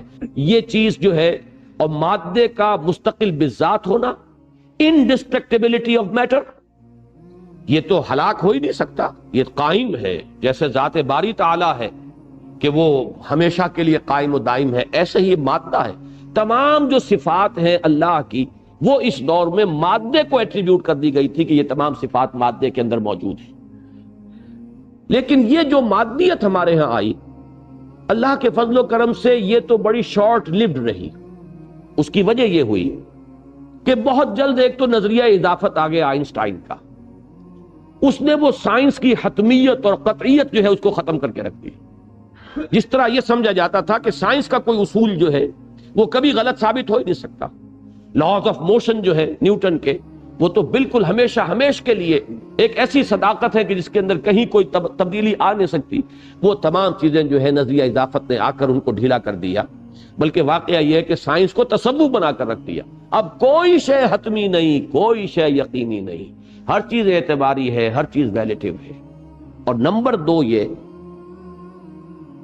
کہ میٹر خود وفات پا گیا، یہ لفظ میں جان بوجھ کر استعمال کر رہا ہوں۔ میٹر جس طریقے سے کہ مرا ہے اپنی موت، اس کا آپ میں سے ہر شخص کو اندازہ ہونا چاہیے کہ جب آپ ایٹم تک پہنچے اور ایٹم کا جگر چاک کر کے آپ نے دیکھا تو وہاں تو الیکٹرک چارجز ہیں صرف، اور کچھ بھی نہیں، پازیٹیو اور نیگیٹو چارجز، وہی ایٹم ہے، انہی کی کانگلومریشن ہے، وہ گچھا بنا ہوا ہے، ایک چیز بن گئی، وہی ایٹمز ہیں، جس کا گچھا بن گیا دوسرا منرل بن گیا، تیسرا وہ جو ہے وہ ایلیمنٹ بن گیا، چوتھا ایلیمنٹ بن گیا، انہی کے کمپاؤنڈز بن گئے۔ تو آپ جب فائنل انالیسس میں گئے تو وہ میٹر جو ٹھوس ہوتا تھا، وہ میٹر کے جو بہت ہی ایک یعنی واقعی اور حقیقی شے تھی، اور جبکہ ایک سنویت تھی، میٹر علیحدہ، انرجی علیحدہ ہے۔ اب میٹر صاحب تو ختم ہوا تو انرجی رہ گئی، پازیٹیو اور نیگیٹو چارجز ہیں، ان کے سوا کچھ بھی نہیں، پروٹونز ہیں، نیوٹرونز ہیں، الیکٹرک چارجز ہیں، کچھ بھی نہیں اس کے سوا۔ تو معلوم یہ ہوا کہ یہ تو تھا بڑا شارٹ لیوڈ حملہ، سائنس نے خود اپنا علاج کر لیا۔ جیسے کہ زہر کے یعنی سانپ کے زہر سے ہی اس کا جو ہے تریاق بنا لیا جاتا ہے. تو فزکس کے میدان میں تو واقعہ یہ ہے کہ جس درجے کوئی حملہ آور ہوا تھا معاملہ دین کے اوپر، اس کی اب نفی ہو چکی ہے. اگرچہ ہمارے ہاں بعض لوگ جو ابھی اسی دور میں رہ رہے ہیں، وہی سائنس کی قطعیت اور حتمیت اور ہر شے کا یقینی ہونا اور میٹر کا ایٹرنل ہونا اور میٹر کا انڈسٹرکٹیبل ہونا، یہ ساری چیزیں ان کے ذہن میں بیٹھی ہوئی ہیں، اس لیے وہ دین کی کچھ چیزوں کو سمجھنے اور قبول کرنے میں ہچکچاتے ہیں. ورنہ خالص سائنس کے میدان میں وہ میٹیریلزم جو تھا، اس کو آپ کہیے 19 سینچری کا میٹیریلزم، وہ ختم ہو چکا. البتہ دوسرا نظریہ جو سائنس سے آیا وہ ہے انتہائی خوفناک، اور وہ ہے ڈارون کا نظریہ ارتقاء. اس ڈارون کے نظریہ ارتقاء نے جو نتیجہ نکالا وہ یہ تھا کہ انسان محض ایک حیوان ہے، صرف زیادہ ترقی یافتہ، ایک higher evolved at a higher level of evolution, that's all. کوئی بیسک فرق، کوئی نوعیت کا فرق، کوئی کوالٹیٹیو فرق حیوان اور انسان کے مابین نہیں. یہ نظریہ اگرچہ تاحال نظریہ ہے، یہ نظریہ یہ بھی میں آپ کو بتا دوں کہ اس کے جراثیم ابن مسکوے کے ہاں بھی موجود ہیں. اس نظریے کی بعض تعبیرات مولانا روم کے ہاں موجود ہیں، لیکن اس وقت تک اس کے اندر وہ خطرناکی نہیں تھی، اس لیے کہ اس نظریے کو ماننے کے باوجود انسان کی ایک اسپیشل کریشن کا تصور جو ہے ذہن میں جمع ہوا تھا. انسان اللہ کی ایک جداگانہ مخلوق ہے، اللہ کی ایک بڑی عظیم مخلوق ہے. انسان میں جو جان ہے وہ ایک خاص ہی جان ہے. انسان میں جو روح پھونکی گئی ہے وہ کوئی خاص روح ہے. چاہے عام حیوانات کے اندر بھی یہ لفظ کہہ دیا جائے کہ ان میں بھی روح ہے، جاندار ہے، جان اور روح کو جو ہے وہ ایک ہی سمجھ لیا گیا ہو، لیکن پھر بھی مجموعی طور پر ذہن میں ایک یہ تصور موجود تھا کہ انسان کی ایک جداگانہ حیثیت ہے تخلیق کے اندر، اور یہ اس اعتبار سے ایک جداگانہ حیثیت کا مالک ہے. لیکن ڈارون کے نظریے نے آ کر سائنٹیفیکلی یہ چیز ذہنوں کے اندر بٹھا دی کہ انسان محض حیوان ہے، حیوان کے سوا کچھ نہیں. اور یہ بات جان لیجئے، خالص سائنس کے میدان میں تو آج تک بھی یہ نظریہ ثابت نہیں ہو سکا، اس لیے کہ اس کے جو بھی میکینزم ہے، اس کا جو بھی اس کے لیے دلائل ڈارون نے دیے تھے، ان میں سے کسی کو بھی سائنس کے میدان میں آپ کو معلوم ہے، میں نے جمعے میں بھی کل عرض کیا تھا کہ ویریفیکیشن جو ہے اس کی، وہ ایکسپیریمنٹل ویریفیکیشن. کوئی نظریہ آتا ہے، جب تک کہ اس کو ایکسپیریمنٹلی ویریفائی نہ کر لیا جائے وہ نظریہ رہے گا، اسے کوئی ایکسیپٹڈ لا کی حیثیت اور ٹروتھ کی حیثیت سے اختیار نہیں کیا جائے گا. خالص سائنس کے میدان میں یہ تاحال نظریہ ہے، اس کے اوپر جرح بھی بہت ہوئی ہے، لیکن جرح کا بھی یہ فائدہ نہیں ہوا کہ اس نظریے کے اثرات ختم ہو گئے. زیادہ سے زیادہ یہ ہوا، جیسا کہ آپ کو معلوم ہے کہ کسی مقدمے میں ایک گواہ پیش ہوتا ہے، جب جرح کی جاتی ہے تو وہ گواہ جو ہے وہ ساقط الاعتبار ہو گیا اگر وہ جرح کامیاب ہو گئی، لیکن اس سے کوئی چیز ثابت نہیں ہوتی. اس سے جو مقدمہ ہے ابھی اس کے لیے دوسرے جو اساسات ہیں اس کے اوپر معاملہ طے ہوگا. ایک گواہ جو ہے وہ جرح سے ساقط الاعتبار ثابت ہو گیا ہے. اسی طریقے سے ڈارون کے بعض دلائل اس جرح سے ساقط الاعتبار ہو چکے ہیں کہ جو اس نے اپنے نظریے کی دلیل کے طور پر پیش کیے تھے. اس کے باوجود پوری دنیا میں اس وقت تک اس کا متبادل کوئی نظریہ ایسا سامنے نہیں آیا جو کریشن آف جو تھیوری آف کریشن ہے اس کے بارے میں ذہن انسانی کو مطمئن کر سکے. لہذا ذہن کے اوپر جو غلبہ ہے، جو تسلط ہے، جو حکومت ہے، جو استیلاء ہے، وہ اسی ڈارون کے نظریہ ارتقاء کی. اور اس کا جو سب سے بڑا اثر ظاہر ہوا ہے وہ ادب میں، لٹریچر میں، ثقافت میں اور انسانوں کے اخلاق میں. اس لیے کہ میں ذرا کروڈ الفاظ میں اس بات کو بیان کر دوں کہ اب حیوان انسان کا امام بن چکا ہے. جب ہم خود انہی کے ڈسینڈنٹس ہیں، انہی سے ہم وجود میں آئے ہیں، تو ہمیں انہی کی زندگی سے اصول اخذ کرنے ہوں گے. اگر حیوانات میں، اب یہ میں بہت کروڈ فارم میں بات کہہ رہا ہوں، یہ باتیں بڑے لطیف انداز میں، بڑے افسانوی انداز میں، ڈراموں کے انداز میں یہ باتیں جو ہے خاص طور پہ فرانسیسی ادب میں آئی ہیں اور وہاں سے پھیلی ہیں دنیا میں، اور آج اسی کے آپ اثرات دیکھ رہے ہیں کہ کیا فرق ہے بہن میں اور بیوی میں، وہ بھی عورت ہے، وہ بھی عورت ہے. حیوانات میں تو ہم کوئی فرق و تمیز نہیں دیکھتے. ماں بیٹی بہن میں کیا فرق ہے؟ یا اور کیا ضرورت ہے کہ ایک شادی کے بندھن میں جکڑ جائے انسان؟ حیوان کو جہاں پیاس لگتی ہے، جہاں پانی پیتا ہے پی لیتا ہے، اسی طریقے سے جہاں اس کی وہ جنسی شہوت ابھرتی ہے، جو بھی اسے فوراً کوئی میٹ ملتا ہے اپنے نوع کا، وہ اسے اپنی ضرورت پوری کر لے۔ ہم نے خامخواہ اپنے اوپر یہ سماج کی پابندیاں اور یہ سماج کے بندھن، ہمارے ہاں بھی جو ترقی پسند ادب جو چلا تھا اب تو وہ مر چکا ہے اپنی موت، لیکن یہ کہ اس میں سماج کا لفظ گالی بن گیا، یہ سماجی بندھن اور سماجی پابندیاں اور سماج کے حدود اور سماج کے قیود، یہ ہم نے خامخواہ اپنے اوپر جو ہے پابندیاں عائد کر لی ہیں، خامخواہ اپنی زندگی اجیرن کر لی ہے۔ یہ تمام چیزیں آرٹیفیشل ہیں، ان کی کوئی بنیاد نہیں ہے، اس لیے کہ جب ہم حیوان ہیں، حیوانوں میں سے ابھرے ہیں۔ اسی طرح اسی کا منطقی نتیجہ یہ ہے کہ حیوان ننگے رہتے، انہیں کوئی اپنے ننگ کا احساس نہیں۔ یہ نیوڈزم جو ہے ایک فلسفے کی حیثیت سے اس کے کلبز بن گئے، کیوں بن گئے؟ آدمی سوچے کہ یہ کیسے انسان کی مت ماری گئی ہے، کیسے انسان کے اندر سے یہ فطری حیا نکل گئی، کیسے اس کی جو یعنی صدیوں سے جو چلی آ رہی ہے، ہزارہا برس سے جو اس کی عادات پختہ تھی، وہ اس طرح کیسے اتر گئی کہ لوگ ننگے مادر ذات پرہنہ جو ہے وہ گھوم رہے ہیں، اور کلبیں ہیں ان کی کہ جن کے اندر ان کا جو ہے یہ سارا اٹھنا بیٹھنا اس شکل میں ہے۔ لیکن جان لیجئے پیچھے فلسفہ ہے، پیچھے فکر ہے۔ یہ در حقیقت ٹپ آف دی آئس برگ ہے جو آپ کو نظر آ رہا ہے۔ اصل میں اس کے پیچھے جو فلسفہ ہے، اس کی جو تہ میں کار فرما جو نظریہ ہے، وہ نظریہ ارتقاء ہے ڈارون کا، جس نے ادب اور جس نے لٹریچر، اخلاق اور ثقافت، ان سب کے اندر جو ہے سرایت کر کے انسان کو، جیسا کہ میں نے عرض کیا، آج انسان کا امام حیوانوں کو بنا دیا اور حیوانوں کا متبع بنا دیا ہے انسان کو، اور انسان کو اپنی شرافت، اپنی عظمت، اپنا کوئی اعلیٰ مقام، اشرف المخلوقات ہونے کی اپنی حیثیت، مسجود ملائک ہونے کا اپنا کا مقام، ان سب سے خود مستعفی کر دیا ہے کہ آج کا انسان خود استعفیٰ لکھ کے دے چکا ہے۔ میرے اندر نہ کوئی عظمت ہے، نہ کوئی بلندی ہے، نہ میری کوئی اور حقیقت ہے سوائے اس میرے حیوانی وجود کے۔ یہ ضرور ہے کہ میرا حیوانی وجود ذرا ہائر سکیل آف ایولیوشن پر ہے، اس لیے کہ شمپنزی اور گوریلے اور یہ جو افریقہ کے جنگلات میں چیخیں مارتے ہوئے اور دوڑتے ہوئے پھرتے ہیں، کتنا فرق ہے ان میں اور انسان میں؟ اتنا ہی جتنا گدھے اور گھوڑے میں ہے، اس سے زیادہ فرق نہیں ہے۔ کہ یہ ذرا گھوڑا ریفائنڈ اینیمل ہے، گدھا کورس اینیمل ہے، اسی طرح یہ گوریلے اور شمپنزیز جو ہے یہ ذرا کورس قسم کے انسان ہیں، اور ہم ذرا کچھ ریفائنڈ قسم کے انسان ہیں، اس کے سوا کوئی بنیادی فرق نہیں۔ یہ ہے اس دور کا سب سے بڑا حملہ، جس نے مذہب کی جڑوں کو کاٹ کر رکھ دیا۔ مذہب ہی مذہب نہیں ہے، اخلاق کا دیوالہ نکالا۔ اس نے انسان کو انسانی شرف سے بالکل بیگانہ کر دیا۔ آج کے دور میں در حقیقت اس کا تریاق ہے جو ضرورت، جس کی ضرورت ہے، جو درکار ہے نوع انسانی کو، اور یہ تریاق ہے جو فراہم کیا ہے علامہ اقبال نے اپنے فلسفہ خودی سے۔ اس کا حاصل کیا ہے؟ انسان کی حقیقت یہ مادی نہیں ہے، روحانی ہے۔ انسان اصل میں اس روح ربانی کا نام ہے جو انسان کے اندر پھونکی گئی۔ یہ جو ان کا حیوانی وجود ہے، یہ یقیناً اس کے بارے میں آپ لاکھ مان لیں، کوئی حرج نہیں ہے کہ یہ ایوالوڈ ہے، یہ ہائر اینیمل ہے، لیکن اصل انسان یہ ہے ہی نہیں۔ اصل انسان تو اس کی وہ انا ہے، اس کی وہ خودی ہے۔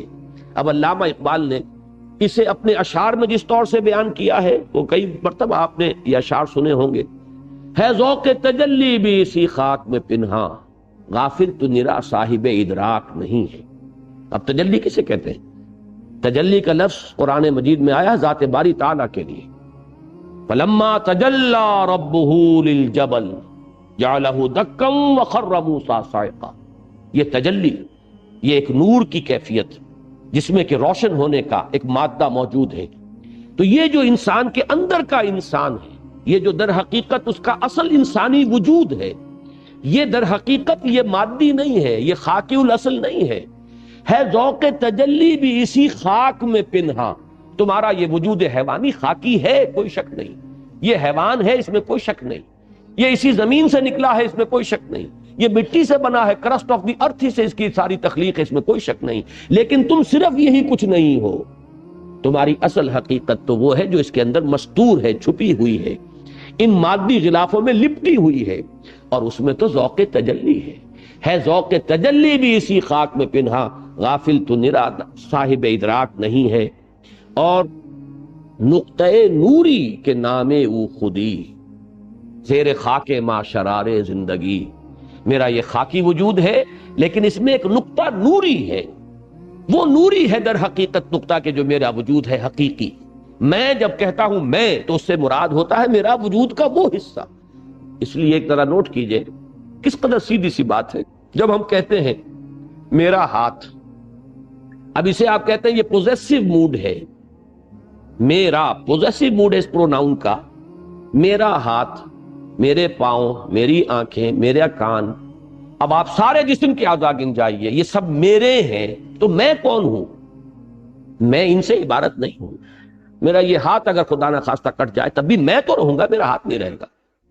دونوں ہاتھ بھی کسی شخص کے کسی جنگ کے اندر ختم ہو سکتے ہیں، وہ میں تو موجود رہے گا اگرچہ وہ دونوں ہاتھ نہیں۔ آپ مائنس کرتے چلے جائیے، دونوں ٹانگیں بھی ایمپوٹیٹ ہو جائیں اگر کسی شخص کی سرجیکل آپریشن سے ہوئی ہے، وہ مرے گا نہیں، لیکن وہ میں تو موجود ہے۔ ہو سکتا ہے وہ میں بڑھتی چلی جائے، جبکہ جسم گھٹ رہا ہو وہ میں بڑھ رہی ہو، اس میں کوئی اور تکبر اور غرور جو ہے کسی اور پہ اعتبار سے اس کا اضافہ بڑھتا ہوتا چلا جا رہا ہو، جبکہ وہ جسم اس کا گھٹتا چلا جا رہا ہے۔ تو یہ میں کون ہے، یہ ہے اصل سوال۔ اس کا اس بات کہ یہ مادی نہیں ہے، یہ حیوانی نہیں ہے، یہ ماورائے مادہ کوئی شے ہے، یہ ہماری حیوانی وجود سے جداگانہ کوئی اینٹیٹی ہے، اس کا اس بات یہ ہے در حقیقت فلسفہ خودی۔ اور اسی کو جیسے کہ اقبال نے کہا دم چیست پیامست شنیدی نہ شنیدی، در خاک تو یک جلوہ عامست نہ دیدی، تیری اسی خاک میں ایک جلوہ بھی موجود ہے تم دیکھتے نہیں۔ جو بے دل کا شعر میں نے کل سنایا تھا مسجد میں کہ ستمست گر ہوست کشد کے بے سیر سر و سمندرا، تجھے غنچہ کم نہ دمیدئی در دل کشا بچمندرا، تمہارے اندر جو باغ ہے، جو چمنستان ہے، تم نے کبھی ادھر دھیان ہی نہیں کیا۔ اپنے من میں ڈوب کر پا جا سراغ زندگی، یہ من میں ڈوبنے کی کبھی تم نے کوشش نہیں کی، تم تو باہر کے پھول اور پھلواریاں اور منظر دیکھ کر خوش ہو رہے ہو۔ تجھے غنچہ کم نہ دمیدئی در دل کشا بچمندرا، یہی بات ہے کہ جو اقبال کہہ رہا ہے دم چیست پیامست شنیدی نہ شنیدی، در خاک تو یک جلوہ عامست نہ دیدی، دیدن دیگر آموز شنیدن دیگر آموز، ذرا کوئی اور دیکھنا دیکھو، کوئی اور سننا سنو۔ تم صرف حیوانوں کا سننا سن رہے ہو، تم صرف حیوانوں کا دیکھنا دیکھ رہے ہو۔ حیوان نے بھی دیکھ لی کہ کار آ رہی ہے سڑک پر، کتا بھی راستہ جو ہے وہ اپنا کاٹ گیا ہے، کار سے اس نے اپنے آپ کو بچا لیا۔ یہی کچھ تم نے بھی دیکھا تو کون سا تیر مارا۔ بکری کو بھی نظر آ گیا کہ یہ بیری کا درخت ہے، اس کے پتے بڑے لذیذ ہیں، میری غذا کا کام دیں گے۔ وہ نیم کے درخت کو نہیں کھاتی، وہ بیری کے پتے کو کھاتی ہے۔ یہ پہچان تو اس میں بھی ہے۔ اتنی پہچان اگر تمہارے اندر بھی ہے تو یہ تو حیوانی دیکھنا اور حیوانی سننا ہے۔ اس سے آگے کی بات کرو، وہ جو تمہارا اندر کا وجود ہے وہ بھی دانا و بینا ہے، لیکن یہ کہ تم نے ان فیکلٹیز کو تالے رکھے ہوئے ہیں۔ افلا یتدبرون القرآن ام علی قلوب اقفالها، دلوں کے اوپر تالے ڈالے ہوئے ہیں۔ وہ جو تمہارے اصل انسانی وجود کی بینائی تھی اور سنوائی تھی اور جو اس کے اندر تفقع کی صلاحیت تھی، اس کو تم نے تالا ڈال دیا ہے۔ یہ ہے در حقیقت وہ فلسفہ خودی جس کی بنیاد ہے یہ آیہ مبارکہ وَلَا تَكُونُوا كَالَّذِينَ نَسُوا اللَّهَ فَأَنسَاهُمْ أَنفُسَهُمْ۔ یہ نقد سزا ہے جو اللہ کو بھلانے کی اس دنیا میں انسان کو ملتی ہے کہ وہ اپنے آپ کو صرف ایک حیوان سمجھ بیٹھتا ہے اور اپنی اصل عظمت سے غافل، اپنے مقام، اصل مقام اور مرتبے سے خود مستعفی۔ یہ شرافت اور یہ مقام بلند اور یہ اعلیٰ رتبہ، اس میں سے مجھے کچھ نہیں چاہیے، میں صرف ایک حیوان ہوں، یہ نقد سزا اس دنیا میں ملی ہے۔ یہی مضمون ہے جو میں نے اپنشد کے حوالے سے کئی مرتبہ بیان کیا ہے، آج پھر چاہتا ہوں کہ مضمون کی مناسبت سے، اس لیے کہ دیکھیے یہ وزڈم وہ ہے جو آپ کو ہر جگہ ملے گی۔ دنیا میں جہاں بھی علم ہے، حکمت ہے، وہ یقیناً وحی ربانی کا کوئی نہ کوئی پرتو ہے، کوئی نہ کوئی اثرات ہیں کہ جو وہاں تک پہنچے۔ جب قرآن یہ کہتا ہے وَلِكُلِّ قَوْمٍ ہاد، ہر قوم کے لیے ہم نے ہادی بھیجے، وَإِن مِّن قَرْيَةٍ إِلَّا خَلَا فِيهَا نَذِيرٌ، کوئی قریہ ایسا نہیں ہے جس میں کوئی نذیر نہ آیا ہو، اس میں نذیر آتے رہے۔ تو ہر دور میں ہر جگہ پر اب ان کی تعلیمات کو بس کر دیا گیا، اس میں بہت سی سچائیوں کے ساتھ جھوٹی باتیں بھی داخل کر دی گئی۔ اب اس کے دو چیزیں تو ہمارے سامنے موجود ہیں، عیسائیت اور یہودیت، یہ نمونے ہیں۔ اگر ان کی موجودہ تعلیمات کو دیکھیں تو باور کرنا مشکل ہو جاتا ہے کہ حضرت مسیح علیہ السلام اللہ کے نبی ہوں گے یا اللہ کے رسول ہو سکتے ہیں. یہ تو قرآن نے آ کے حقیقت بیان کی، تب ہمارے سامنے بات واضح ہوئی. تو دنیا میں یہ حکمت جہاں کہیں بھی ہے، جیسے اقبال نے اس دور کی حکمت کے بارے میں کہا ہے کہ ہر کجا بینی جہان رنگ و بو، زاں کہ از خاکش برو یا دارزو، یا ز نور مصطفیٰ اورا بہاست، یا ہنوز اندر تلاش مصطفیٰست. تو جس طرح اس دور میں جتنی بھی سچائیاں جو ہیں نوع انسانی نے دریافت کی ہیں، یا تو بالواسطہ وہ نبی اکرم صلی اللہ علیہ وسلم کی تعلیمات کے اثرات ہیں، یا بلا واسطہ حضور ہی سے اخذ کیے گئے. بالکل اسی طرح دنیا میں جہاں بھی یہ وزڈم اور حکمت جہاں کہیں بھی ملے گی، وہ در حقیقت انبیاء ہی کی تعلیم کے بچے کھچے اثرات ہیں. یہ البتہ ضرور ہے کہ یہ ہیرے جو ہے کہیں کیچڑ میں پڑے ہوئے مل جائیں گے آپ کو، کہیں یہ موتی جو ہے کہیں کسی گارے کے اندر لت پت آپ کو ملیں گے، لیکن جو ہیرے کا جاننے والا اور موتی کی پہچان رکھنے والا ہے، وہ کیچڑ کی وجہ سے ہیرے کو پھینک نہیں دے گا، وہ تو اس میں سے صاف کرے گا اور اس اصل حکمت کو اس میں سے لے لے گا. اور اس کے لیے وہ حدیث مبارکہ جو ہے ذہن میں رہنی چاہیے، الحکمت ضالۃ المومن هو احق بها حیث وجدها. حکمت تو مومن کی گمشدہ متاع کے مانند ہے. جیسے آپ کی کوئی چیز کہیں گم ہو گئی ہو، نظر آ جائے کہیں پر، تو آپ لپٹ کر فوراً اس کو اپنے قبضے میں لیتے، میری شے ہے. بعد میں بات ہوگی تمہارے پاس کیسے آئی، کسی نے چوری کی اور چوری کر کے اس نے آپ کے ہاتھ فروخت کر دی، یہ تو مقدمہ بعد میں طے کرے گا، شے میری ہے، پہلے تو آپ نے اس کو اپنے قبضے میں لینا ہے. تو جو والہانہ انداز ہوتا ہے اپنی کسی گمشدہ چیز کی طرف لپکنے کا اور اس کو اپنے ہاتھ میں لینے کا، حضور نے فرمایا یہی بندہ مومن کی شان ہونی چاہیے کہ حکمت اور دانائی اسے جہاں بھی ملے. الحکمت ضالۃ المومن هو احق بها حیث وجدها، وہ اس کا زیادہ حقدار ہے جہاں کہیں بھی پائے. یہ نہیں کہ چونکہ یہ فلاں جگہ پر ہے، یہ اپنشد میں ہے، یہ انجیل میں ہے، یہ کہیں تورات میں ہے، یا یہ کسی زبور میں کسی جگہ ہے، لہذا ہمارا اس سے کیا سروکات. نہیں، حضور صلی اللہ علیہ وسلم کی حدیث جو ہے جو میں نے آپ کو سنائی، اس کا تو نتیجہ کچھ اور نکل رہا ہے. اسی طرح کی حکمتیں آپ کو اگر نظر آتی ہیں تو وہ در حقیقت اسی عالمگیر سچائی کا ایک جز ہے. البتہ یہ مہیمن ہے، یہ ہے کہ جو نگران ہے، پہرے دار ہے، اس کسوٹی پر پرکھیں گے، جو چیز اس کے مطابق ہوگی اس کو لیں گے. رد و قبول کا ہمارا معیار کتاب اللہ و سنت رسول ہی، اللہ کی کتاب اور اس کے رسول کی سنت، رد و قبول کا معیار وہ رہے گا. البتہ یہ کہ اس کی چیزوں کی وضاحت، اس کی باتوں کی تائید ہو سکتا ہے کہ کہیں اور لطیف پیرائے میں ہو. حضرت مسیح علیہ السلام کے مواعظ ایک عمدہ مثال ہے، جو لطیف انداز ان کا ہے کہنے کا. اب وہ ہماری ایک متاع ہے کہ اسے ہم حاصل کریں، انہی سچائیوں کی دعوت دینے کے لیے، انہی تعلیمات کے لیے کہ جو قرآن پیش کر رہا ہے، انہوں نے وہ انداز اختیار کیا ہے. تو اسی طرح کا یہ جملہ ہے، اسے نوٹ کر لیجئے، بہت پیارا جملہ ہے. مین ان ہز اگنورینس. اس آیت کے الفاظ دیکھیے ذرا اور اس جملے کے الفاظ دیکھیے. Man in his ignorance identifies himself with the material sheets which encompass his real self. اندر ہے ایک ریئل سیلف، ایک انا، ایک خودی. وہاں تو اشعار میں تو اقبال نے اسے نقطہ نوری بھی کہا اور جو ایک ذوق تجلی سے تعبیر کیا. لیکچرز میں وہ اسے کہتے ہیں انائے صغیر، ایک انائے کبیر ہے. the big I am وہ اللہ ہے. یہ بگ آئی ایم کے الفاظ بھی اقبال نے استعمال کیے ہیں، بڑے عجیب ہیں اور بڑا میرے قلب پر ان کا اثر ہے. اور جب بھی یہ الفاظ ذہن میں آتے ہیں، سورہ طٰہٰ کے وہ الفاظ بھی آ جاتے ہیں، اننی انا اللہ لا الہ الا انا فاعبدنی واقم الصلاۃ لذکری. جتنی انانیت اس میں اس آیہ مبارکہ میں ہے وہ شاید قرآن مجید کے کسی اور مقام پہ نہ ہو. جس طرح اس انا کو دہرا دہرا کر اننی انا اللہ لا الہ الا انا فاعبدنی واقم الصلاۃ لذکری. یہ ہے انائے کبیر، the big I am، اور ایک ہے یہ انائے صغیر، یہ جو میں کہتا ہوں میں، یہ میری انا، یہ میری سیلف، یہ میری خودی، یہ میں کیا ہوں.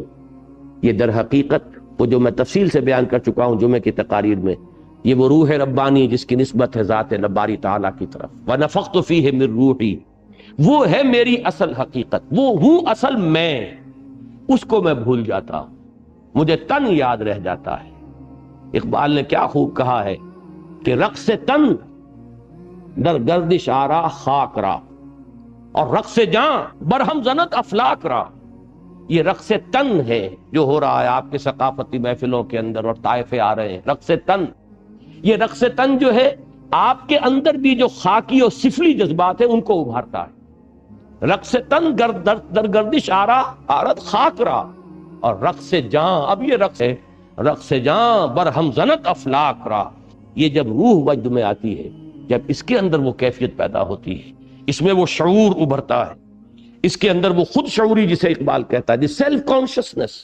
ایک ہے شعور، شعور حیوانات میں بھی ہے، لیکن سیلف کانشسنس، شعور خودی، شعور ذات، یہ ہے در حقیقت پورا فلسفہ، اور اس کا اثبات، اس کو ثابت کرنا، یہ ہے علامہ اقبال کا وہ فلسفہ جو در حقیقت توڑ ہے، جو اس دور کا سب سے بڑا ہے فکر پر، اور دینی عقائد اور دینی بنیادوں کو اور روحانی تصورات کو جس کی جڑیں ہلا کر رکھ دی ہیں، اس کا جواب ہے اس علامہ اقبال کے فلسفہ خودی سے، جس کو کہ میں نے ابھی عرض کیا کہ سیلف سے، خودی سے تعبیر کیا، دی بگ آئی ایم۔ تو اس جملے کو پھر سن لیجئے، مین ان his ignorance identifies himself with the material sheets۔ وہ انا ہے اور اس کے گرد یہ مادے کے غلاف ہیں۔ پہلا مادہ غلاف میرا جسم کا ہے، اگلا مادی غلاف میرے یہ کپڑے ہیں، پھر اس سے آگے مادی غلاف مکان ہے، یہ مادی غلاف ہے، تہ پر تہ۔ اس کے اندر ہے ایک حقیقت کبریٰ، وہ حقیقت ہے وہ ہوں میں۔ جبکہ سمجھ میں یہ بیٹھتا ہوں کہ یہ میں ہوں، اور میں اپنے اس تن کے تقاضے اور تن کے جو بھی وہ اقبال کے وہ اشعار بھی جو ہیں، تن تیرا نہ من، تن کی دنیا، تن کی دنیا، سود و سودا مکر و فن، اور من کی دنیا، من کی دنیا، سوز و مستی جذب و شوق۔ بہرحال وہ اشعار مجھے پوری طرح یاد نہیں ہے۔ یہ میں نے آج اصل میں تمہید بیان کی ہے کہ اس فلسفے کی میرے نزدیک اہمیت کیا ہے، اور اس فلسفے کا مبدا قرآن مجید میں یہ ہے۔ اب صرف ایک بات آپ سے عرض کر کے آج کی بات ہم ختم کر دیں گے، یہ بات ہمارے سابق مفسرین کے سامنے کیوں نہیں آئی؟ اس میں اصولی طور پر ایک بات جان لیجئے، یہ میرا نقطہ نظر ہے، میں اس پر عامل ہوں اور اس پر میں علی وجہ البصیرت قائم۔ دین کے معاملے میں جہاں تک عمل کا تعلق ہے، احکام کا تعلق ہے، ہمیں پیچھے سے پیچھے جانا چاہیے، یہاں تک کہ محمد الرسول اللہ صلی اللہ علیہ وسلم۔ اس لیے کہ دین کا عملی پہلو جو ہے، اس کا منبع اور سرچشمہ قرآن مجید اور پھر سنت رسول صلی اللہ علیہ وسلم، اور سنت رسول سے آگے ما انا علیہ و اصحابی، جس پر میرا عمل ہے اور میرے اصحاب کا، صحابہ کا، اس کے بعد تابعین، تبع تابعین، جتنا پیچھے جا سکتے ہو اتنا پیچھے جائیے، اس میں آگے جانے کا کوئی امکان نہیں ہے۔ عمل کے معاملے میں جتنا پیچھے، وہ اقبال کا شعر یاد آیا، اخلاص عمل مانگ نیاگان کہن سے، شاہاں چے عجب گر بنوازند گدارا۔ یہ عمل کا اخلاص بھی ملے گا تو وہاں سے، اسلاف سے، اور صحیح کھرا عمل جس میں کوئی کھوٹ شامل نہ ہو۔ میرے نزدیک فقہا، یہ ہمارے ہاں اصطلاح استعمال ہوتی ہے، فقہائے متقدمین اور فقہائے متاخرین۔ ہماری اس وقت جو فقہ چل رہی ہے وہ اکثر و بیشتر متاخرین کے فتاوا پر ہے۔ یہ سب جو فتاوی عالمگیری ہیں اور دوسرے فتاوا ہیں، یہ متاخرین علماء کے فتاوا ہیں۔ متقدمین کی بہت سی باتوں کو رد کر دیا گیا۔ کیوں رد کر دیا گیا؟ حالات خراب سے خراب تر ہوتے چلے گئے، اور حالات کے تقاضوں کے مطابق پھر راستے نکالے گئے۔ یہ لا آف نیسیسٹی جس کو آج آپ تسلیم کرتے ہیں کہ اگر ملک میں مارشل لا آ گیا، فوج نے قبضہ کر لیا، تو بیچارہ کیا کرے گا سپریم کورٹ کا جج بیٹھ کر؟ اس کے تو وہی 2 ہاتھ ہیں اور 2 پاؤں ہیں، وہ کان پکڑ کر فوج کو نکال نہیں سکتا۔ لہذا کہیں نہ کہیں سے لا آف نیسیسٹی کے تحت جواز دینے کے سوا کوئی چارہ کاری نہیں۔ زمینداری کو جواز دیا گیا یا اور چیزوں کو جواز دیے گئے، وہ جوازات ہیں بعد کے دیے ہوئے۔ در حقیقت فقہ میں بھی متقدمین کی طرف جائیے، جتنا پیچھے سے پیچھے جا سکتے ہو اتنا ہی پیور ملے گا آپ کو پانی۔ کوئی منبع اور کوئی کہیں سے چشمہ پھوٹ رہا ہے، جہاں سے وہ پھوٹ رہا ہے پہاڑ سے، وہاں جائیے تو جو صاف شفاف پانی ملے گا، بعد میں تو ظاہر بات ہے گدلا ہو جائے گا، کچھ نہ کچھ اس میں آس پاس کا کوئی نہ ریت ویت جو ہے وہ شامل ہوگی، لیکن جہاں وہ پہاڑ سے چٹان سے وہ ٹپک رہا ہے اور وہاں سے نکل رہا ہے وہ ہے انتہائی صاف اور شفاف۔ تو عمل کے معاملے میں اس اعتبار سے یوں سمجھ لیجئے کہ میں سخت ترین وہابی ہوں، جتنا پیچھے جا سکتے ہو چلے جاؤ، لیکن حکمت، فلسفہ، اس میں آپ کو آگے سے آگے جانا ہو۔ وجہ کیا ہے کہ حکمت اور فلسفے کے لیے اس وقت جب کہ قرآن نازل ہوا، ہمارے جو اولین مخاطبین تھے ان کے پاس معلومات جو ہیں دنیا کے بارے میں، معلومات فزیکل سائنسز کے مختلف گوشوں سے متعلق معلومات کا ذخیرہ بہت کم تھا۔ اس کم ذخیرے کے تحت قرآن مجید کو سمجھا گیا۔ جیسے جیسے حالات بدلے مزید معلومات ایک ہے نظریات کو چھوڑ دیجئے، جو اسٹیبلش فیکٹس ہیں، جو ویریفائبل فیکٹس ہیں، جو ویریفائی کیے گئے۔ جب انسان کو یہ معلوم نہیں تھا کہ زمین گول ہے، اس وقت اگر فرض کیجئے قرآن مجید کی ایک آیت کی کوئی تعبیر کی گئی، اور جس وقت کے انسان کو یہ معلوم نہیں تھا کہ ہر شے جو ہے وہ اپنے مدار میں تیر رہی ہے، کل فی فلک یسبحون، اس کا جو مفہوم اس وقت واضح نہیں ہو سکا جتنا کہ آج واضح ہو سکتا ہے۔ تو جیسے جیسے یہ معلومات پڑھ رہی ہیں مختلف فزیکل سائنسز کے میدان میں، جتنا مواد جمع ہو رہا ہے، آپ کو ان سب کو انکارپوریٹ کرنا ہوگا اس حکمت میں کہ جو آپ اس دور میں پیش کرنا چاہتے ہیں۔ اسلامی عقائد کے فنڈامنٹلز کو برقرار رکھتے ہوئے اس حکمت کو انکارپوریٹ کرنا لازم ہے، نہیں کریں گے تو اپنے پاؤں پر کلہاڑی ماریں گے۔ وہ تھاٹ جو ہے، وہ تھاٹ اس دور میں قابل قبول نہیں ہوگا، اس دور کے اذہان کے اندر اترے گا ہی نہیں۔ یہ ہے اصل میں وہ ضرورت جس کی وجہ سے میں نے کہا تھا اس دور میں جو مذہبی فکر ہمیں درکار ہے، فکر، علم نہیں۔ علم تو وہی ہے جو وہاں سے ملے گا۔ اس لفظ کے کیا معنی ہے، یہ حدیث صحیح ہے کہ نہیں ہے، اس کے راویوں کا کیا معاملہ ہے، یہ کہاں سے ہم لے آئیں گے؟ تو وہیں سے لیں گے، یہ تو کون سے ملے گا ہمیں۔ لیکن جو فکر کا معاملہ ہے اس میں ارتقاء کو جاری رکھنا بہت ضروری ہے۔ اور علامہ اقبال کے ریکنسٹرکشن اگر ان دنوں میں آپ جا کر اٹھائیں تو اس کا جو پریمبل ہے، مقدمہ، اسی میں یہ ہے کہ ہمارا اصل کام یہ ہے کہ ہم فکر انسانی کے ارتقاء کا طالب علمانہ مطالعہ کرتے رہیں اور غور و فکر کو جاری رکھیں۔ اور ہو سکتا ہے کہ جو خیالات میں نے اس کتاب میں ظاہر کیے ہیں وقت گزرنے کے ساتھ اس سے بہتر اور مور ساؤنڈ خیالات ظاہر کیے جائیں۔ ہمارا کام یہ ہے کہ طالب علمانہ انداز میں غور و فکر کے عمل کو جاری رکھیں۔ تو یہ بات میں نے بنیادی طور پر بتائی۔ اب ظاہر بات ہے جب قرآن نازل ہوا اور ہمارے اکثر مفسرین اس وقت تک اگرچہ جیسا کہ میں نے عرض کیا کچھ نہ کچھ نظریہ ارتقاء کے جراثیم آ چکے تھے، اس ابن مسکوہ کے ہاں ہے، مولانا روم کے ہاں ہے، لیکن اس سب کے باوجود ایک بات ذہن میں قائم رہی ہے، انسان کا ایک خاص مقام، انسان کی ایک خاص حیثیت، روح انسانی کا ایک خاص رتبہ، انسان کا مسجود ملائک ہونا، انسان کا وحی کا محبت بننا، وہی خداوندی کو ریسیو کرنا، یہ ساری چیزیں مقام انسانیت جو ہے وہ کبھی تھریٹن نہیں ہوا، جس طریقے سے کہ آج آ کر تھریٹن ہوا ہے کہ حیوانیت کی آلٹر پر آ کر آپ نے انسانیت کو قربان کر دیا۔ اب نری انسان حیوانیت کی حیوانیت رہ گئی ہے، انسانیت کا کوئی شرف اور کوئی اس کا اعلیٰ رتبہ جو ہے وہ باقی نہیں رہا۔ آج کے دور میں اب تلاش کرنا پڑے گا، نگاہیں جو ہیں خوب گہرائی میں اتار کر قرآن مجید سے حقیقت انسان کو کھود کر نکالنا ہوگا، جس کی کہ اس وقت چندہ ضرورت نہیں تھی۔ ایک چیز جو ویسے ہی حاصل ہے، اس کو کہتے ہیں منطق میں تحصیل حاصل، یہ پہلے ہی سے لوگوں کے ذہنوں میں موجود ہے، کوئی اشکالات اس کے بارے میں ہے ہی نہیں۔ لہذا جہاں اس کا تریاق تھا اس غلط فلسفے کا جو آج پیدا ہو رہا ہے، اس وقت ان کی نگاہ اس کے اوپر نہیں جم سکتی تھی۔ یہ ہے در حقیقت وہ وجہ کہ جس کی بنا پر اس آیہ مبارکہ کا مطلب یہی لیا گیا صرف کہ وَلَا تَكُونُوا كَالَّذِينَ نَسُوا اللَّهَ فَأَنسَاهُمْ أَنفُسَهُمْ، کہ اس کے معنی یہ ہے ان لوگوں کے مانند نہ ہو جانا جنہوں نے اللہ کو بھلا دیا تو اللہ نے انہیں اپنے حقیقی نفع و نقصان سے بے خبر کر دیا۔ اب انہیں یہ یاد نہیں رہا ہے کہ میرا اصل نفع آخرت کا نفع ہے، اصل نقصان آخرت کا نقصان ہے۔ یہ مفہوم بھی درست ہے، غلط ہم اسے نہیں کہہ رہے، بلکہ یہ کہ جیسا کہ میں نے عرض کیا نگینے کی طریقے سے یہ مفہوم جڑا ہوا ہے۔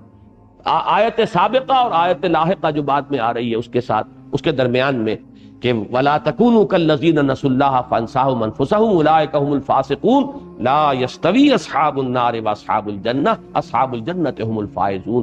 اس اعتبار سے میں نے اس مفہوم کو غلط نہیں کہا، صحیح ہے، اور وہ بالکل اس سیاق و سباق میں بھی فٹ ہے، لیکن یہیں پر گہرائی میں ذرا یہاں پر نظر جما دیجئے، مائکروسکوپ کو فوکس کر دیجئے، غور و فکر کیجئے، تو بالکل اس انداز میں وہ واقعہ جو مشہور ہے کہ امام شافعی رحمہ اللہ نے 300 مرتبہ قرآن کو پڑھا، وہ اجماع جو ہے اس کے لیے قرآن مجید سے دلیل چاہتے تھے کہ قانون اسلامی کا منبع اول قرآن حکیم، منبع ثانی حدیث رسول سنت رسول، منبع ثالث قیاس، منبع رابع اجماع۔ اجماع کے لیے کوئی دلیل قرآن سے، کہتے 300 مرتبہ قرآن پڑھا، انہیں کوئی دلیل نہیں ملی۔ 301ویں مرتبہ سورہ نساء کی آیت نمبر 115 پر نگاہ جم گئی، وَمَن يُشَاقِقِ الرَّسُولَ مِن بَعْدِ مَا تَبَيَّنَ لَهُ الْهُدَىٰ وَيَتَّبِعْ غَيْرَ سَبِيلِ الْمُؤْمِنِينَ نُوَلِّهِ مَا تَوَلَّىٰ وَنُصْلِهِ جَهَنَّمَ وَسَاءَتْ مَصِيرًا۔ جو شخص رسول کی مخالفت پر کمر بستہ رہا، اس کے بعد بھی کہ اس کے پاس ہدایت آ گئی واضح شکل میں، اور اس نے مسلمانوں کے راستے سے علیحدہ راستہ اختیار کیا، ہم اس کو اسی کے حوالے کر دیں گے جو اس نے اختیار کیا ہوگا، اور پہنچا دیں گے جہنم میں، اور بہت ہی برا ٹھکانہ ہے۔ اب یہاں مسلمانوں کا راستہ، غیر سبیل المومنین، سبیل المومنین خود گویا کہ ایک سند کے درجے میں بات آ گئی کہ یہ بھی ایک سند بنتی ہے، وہ چیز کہ جس پر مسلمانوں کا اجماع ہو جائے، مسلمانوں کا بحیثیت مجموعی جو ہے اتفاق رائے ہو جائے، اس کو بھی قرآن مجید ایک مستند شے سمجھ رہا ہے، مستند ہے ان کا فرمایا ہوا۔ اسی طرح مسلمانوں میں جو چیز مقبول عام ہو، اور جو چیز کہ ان کے ہاں اجماع ہو جائے، جس پر یہ عوام کی بات نہیں ہے، اہل علم کی بات ہے، اس کو بھی ایک سند کا درجہ ہے۔ اب اس آیت میں انہیں وہ بات مل گئی جو 300 مرتبہ قرآن مجید اول سے آخر پڑھنے کے باوجود نہیں ملی۔ تو یہ معاملہ ایک شافعی کا ہو سکتا ہے اگر رحمہ اللہ، تو یہ معاملہ اس کو پھیلا لیجئے۔ ضروری نہیں ہے کہ ان معاملات میں جو ہمارے سابق مفسرین لکھ گئے ہیں بس اسی پر ہم اکتفا کریں، بلکہ ہمیں قرآن مجید میں یہ جو معدن ہیں ان کی گہرائی میں اتر کر یہاں سے وہ موتی اور ہیرے جو ہیں کھود کر نکالنے ہیں، جو اس دور کی جو گمراہیاں ہیں، جو اس دور میں ہمارے دین و ایمان کے لیے جو زہر ماحول میں سرایت کیے ہوئے ہیں، ان کے لیے تریاق کا کام دے سکیں۔ اور وہ ہے کام جو علامہ اقبال نے اس آیہ مبارکہ کی بنیاد پر کیا، وَلَا تَكُونُوا كَالَّذِينَ نَسُوا اللَّهَ فَأَنسَاهُمْ أَنفُسَهُمْ أُولَٰئِكَ هُمُ الْفَاسِقُونَ۔ جو اپنی عظمت ہی سے بے خبر ہو گیا، اب وہ فاسق و فاجر ہی ہوگا، جس نے اپنے آپ کو حیوان ہی سمجھ لیا۔ دیکھیے کس خوبصورتی سے یہ اولئک هم الفاسقون، کس خوبصورتی سے بات بیٹھی ہے۔ جب حیوان ہی اپنے آپ کو سمجھ بیٹھے تو حیوانی جبلتیں ہی تمہاری امام بن گئی، اب انہی کے پیچھے چلو گے۔ حیوانی تقاضا جو ابھرے ہاتھ جوڑ کر اس کو پورا کرو، یہی فسق ہے، یہی فجور ہے۔ پھر کہاں کا اخلاق اور کہاں کی حیا اور کہاں کی نیکی اور کہاں کا معروف اور کہاں کا منکر۔